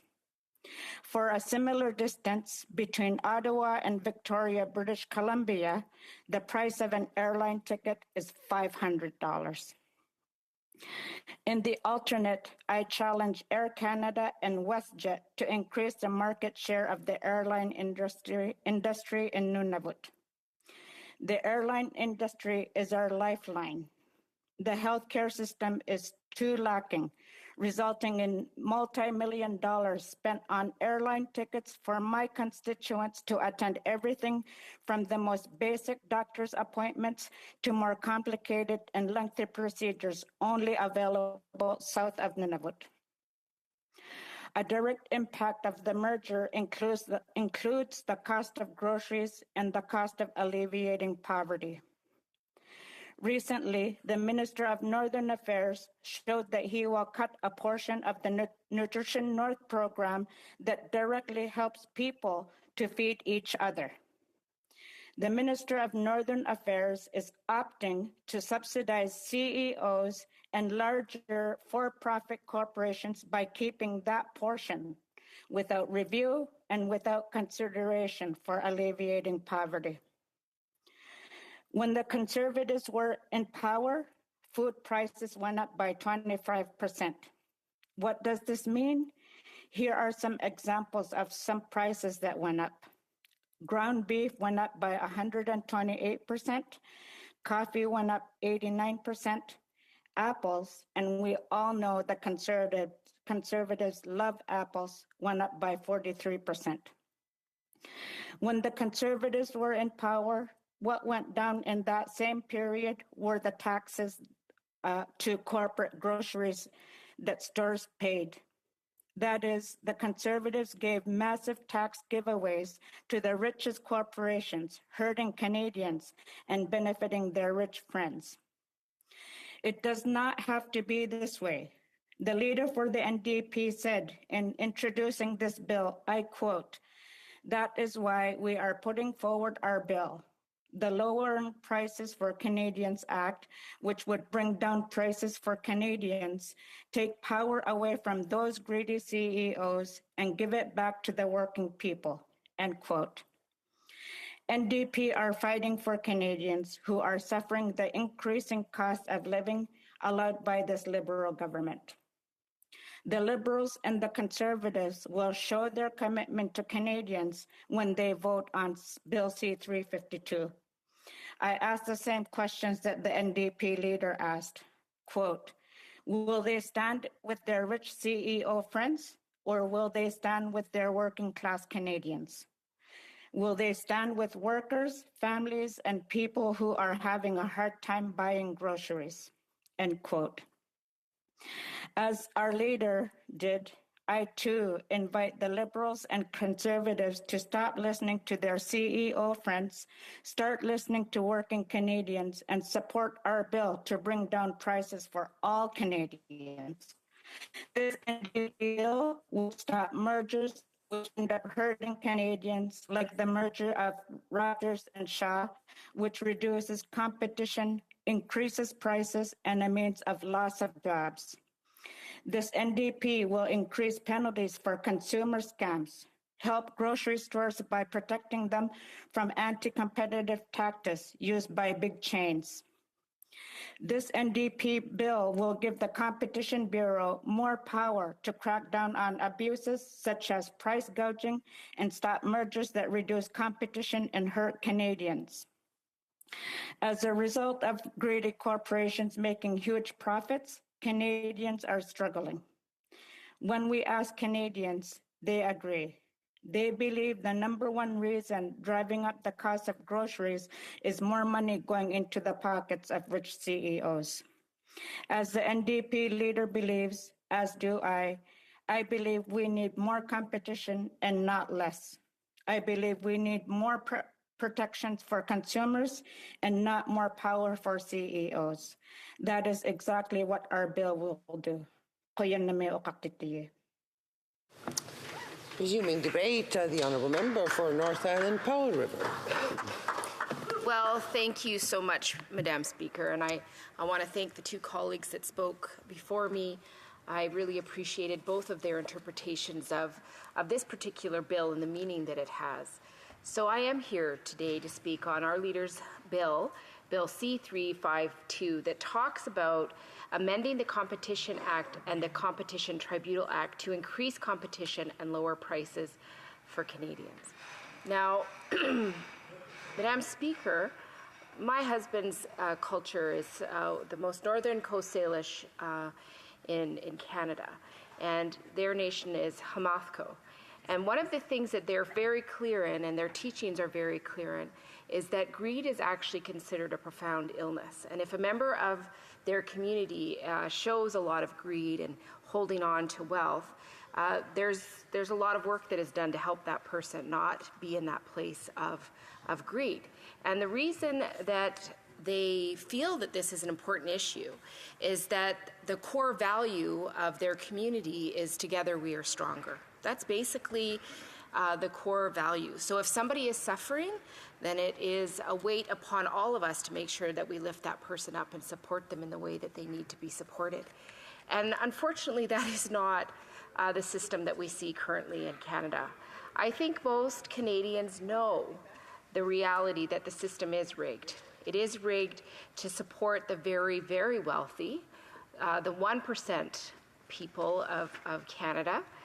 We see this not just in Canada, but in many other countries, and we know it's extremely unfair.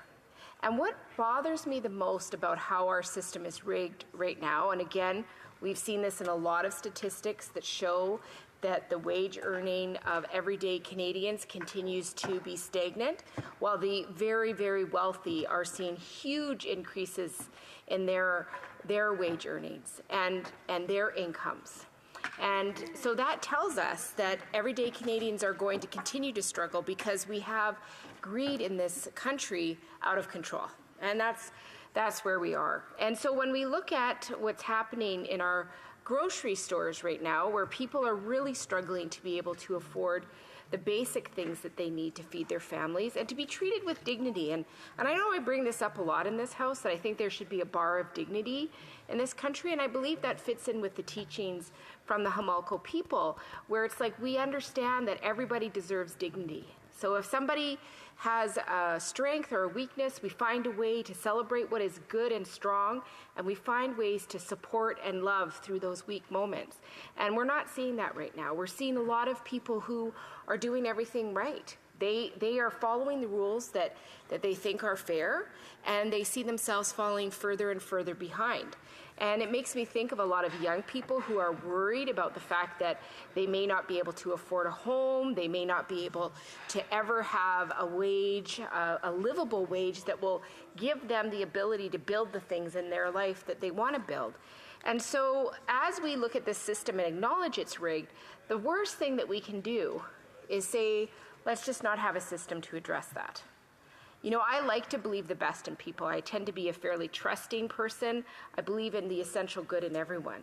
But I also know that if you have a system that doesn't keep engaging and making sure that things are fair, there are people who will turn that system to feed themselves at the expense of other people. And that's what we have right now. We are watching people like Galen Weston walk away with multi-million-dollar raises while the workers at Loblaws can't even afford to buy groceries at the store that they work in. We're seeing more and more people struggling to pay for basic groceries when we're also seeing much higher outcomes and profits for these grocery stores. And what's frustrating is we see that there is just this out-of-touch Liberal Party that calls them in and sort of says to them nicely, can you stop raising your prices? It's really hurting the Canadian consumer. And that's sort of a talk, but it doesn't actually say, hey, this isn't fair. We're going to put something in place that makes it fair. And then we have the corporate-controlled Conservatives, quite honestly, who have 50% of their governing body are lobbyists for greedy CEOs. Like, that's who they're talking to. That's their leadership. That's who's helping them plot their own course moving forward. And that worries me because it means that everyday people doing everything right are continuing to be marginalized because our systems don't hold those folks to account. So what will this bill do? Well, the first thing it will do is actually will increase penalties for price fixing. And Madam Speaker, we all know about this. We know that sometimes prices are fixed and the consumer is paying way more than they should. And, you know, when I look at this, it just reminds me of the reality that Loblaws recently tried to decide that instead of giving, you know, almost expired food at 50% off, they were only going to do 30% off. It's like they're nickel and diming people who are struggling and doing their best every day to get by just taking away every opportunity for something that they can afford.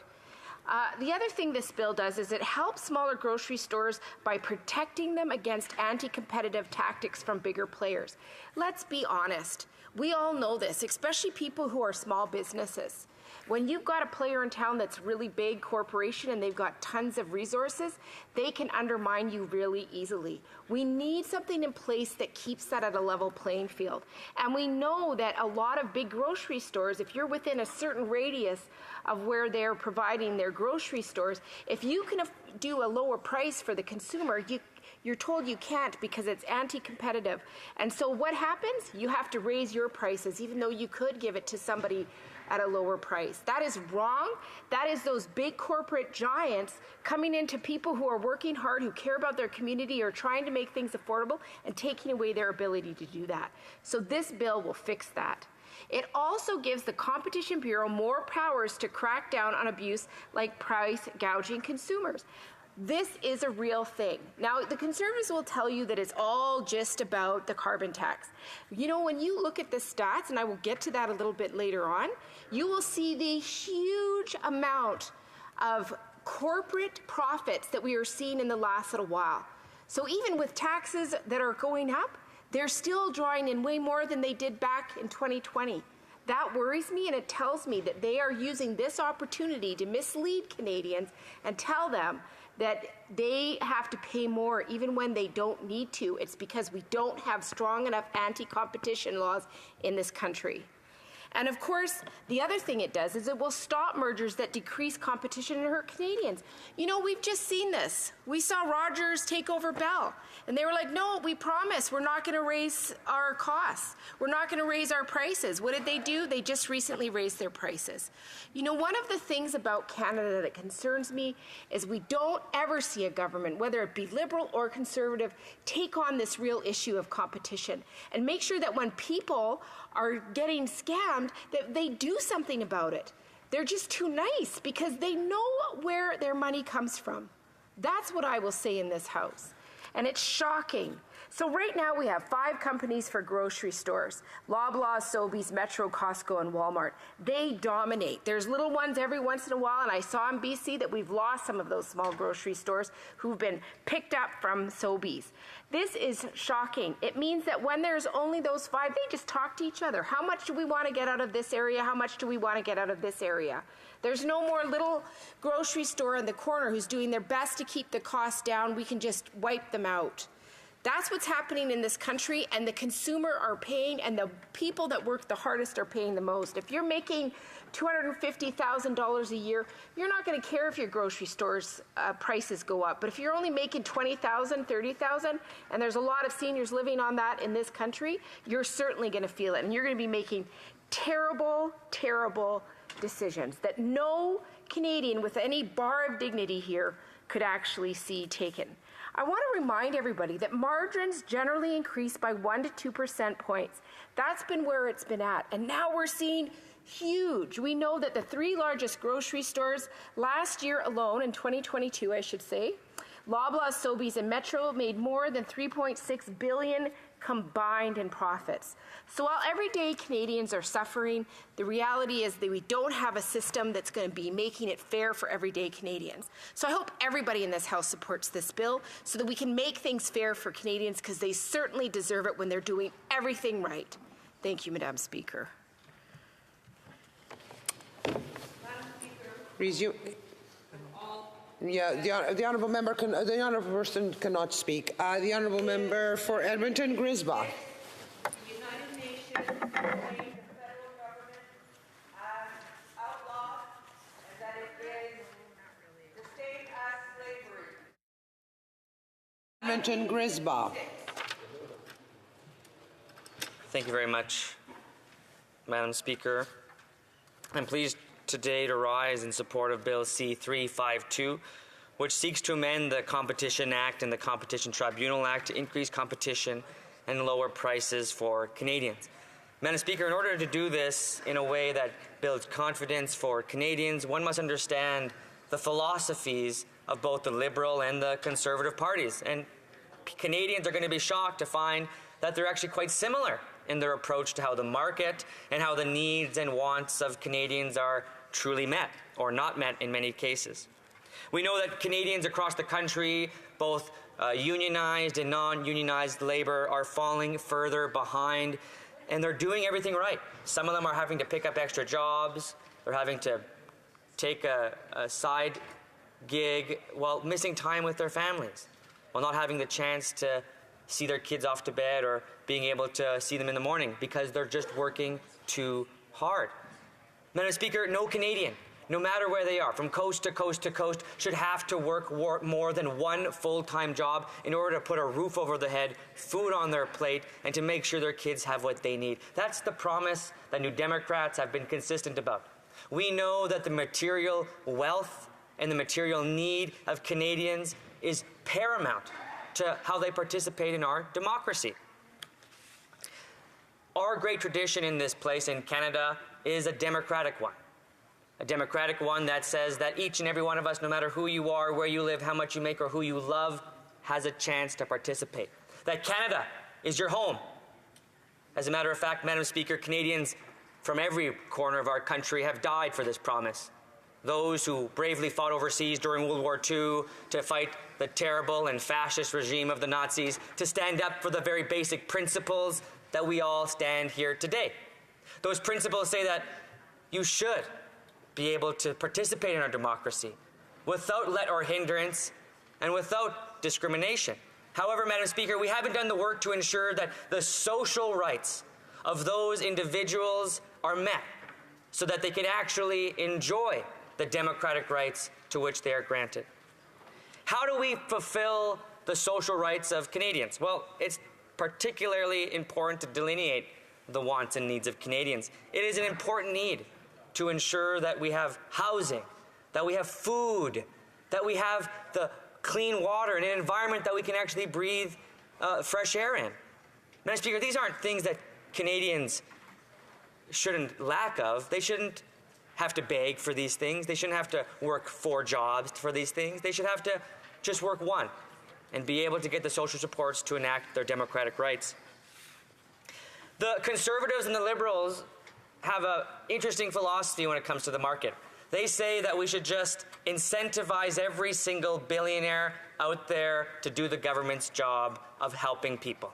We spoke, for example, to the real estate executives in our country, and they've been clear that they cannot solve the housing crisis we're seeing in Canada. And I wish that the Liberals and Conservatives listen to that. Those who are motivated to make money in the housing sector have said that they cannot create the conditions for all Canadians to have a home. When you hear that, it's up to Social Democrats to then say the failures of Liberal policies, both the Liberal policies of the Conservatives and the Liberal policies of the big L Liberals, are actually challenged. That we introduce the social democratic principles that are important to ensuring that they get the true wealth transfer that's required of them in order to actually exercise their democratic rights. And it's been commented oftentimes, especially today in the 21st century, particularly by my generation, the lack of understanding of that in this place. We no longer debate these principles. All we hear from the Conservatives is slogans for them. They won't even speak about the fact that their philosophy to motivate the private market's failing here at the stage that we're in capitalism, which is the most ultimate late stage capitalism that has billionaires and oligarchies across our country controlling the means, the exclusive means of production. When that happens, Madam Speaker, what we see quickly is price fixing, price gouging, and people falling behind. And I wish that my Liberal and Conservative colleagues would take this seriously. But instead, what we're going to hear for the many, many more months to come from every single Conservative on that side is 4 slogans. And those 4 slogans will be said over and over and over again, and they won't even engage in the reality that their consecutive tradition of working with the Liberals to pat the backs of their lobbyist friends, and now they're upset because we're calling that out. They're upset because they won't admit that consecutive decades in our country, the Conservatives and Liberals have benefited from the immense tax breaks they give their friends. It's been very clear, Madam Speaker, that the chief strategist for the Conservative Party, a lobbyist for Loblaws, my God, we're in this exact position.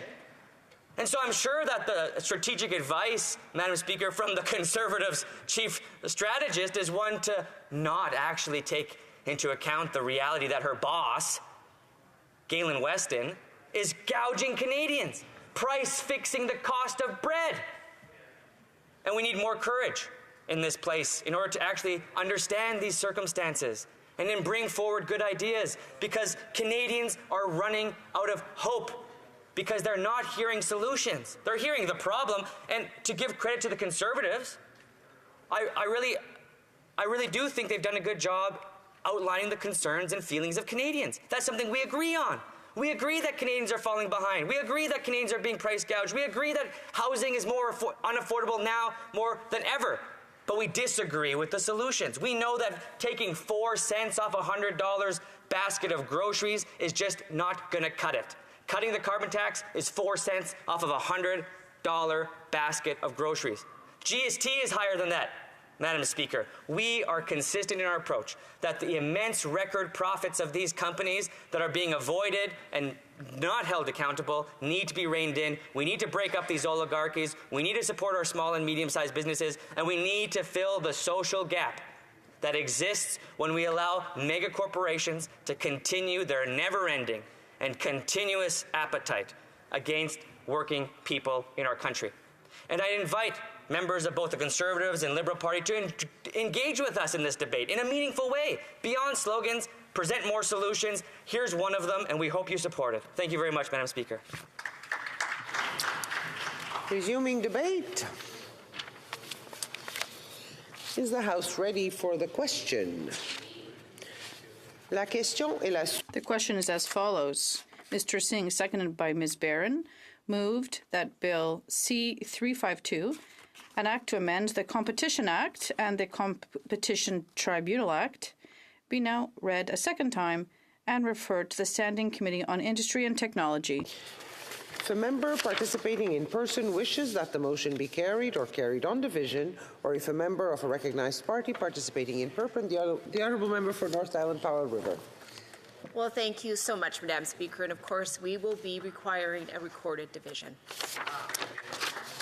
Pursuant to Standing Order 93, the division stands deferred until Wednesday, February 7th, 2024, at the expiry of the time provided for oral questions.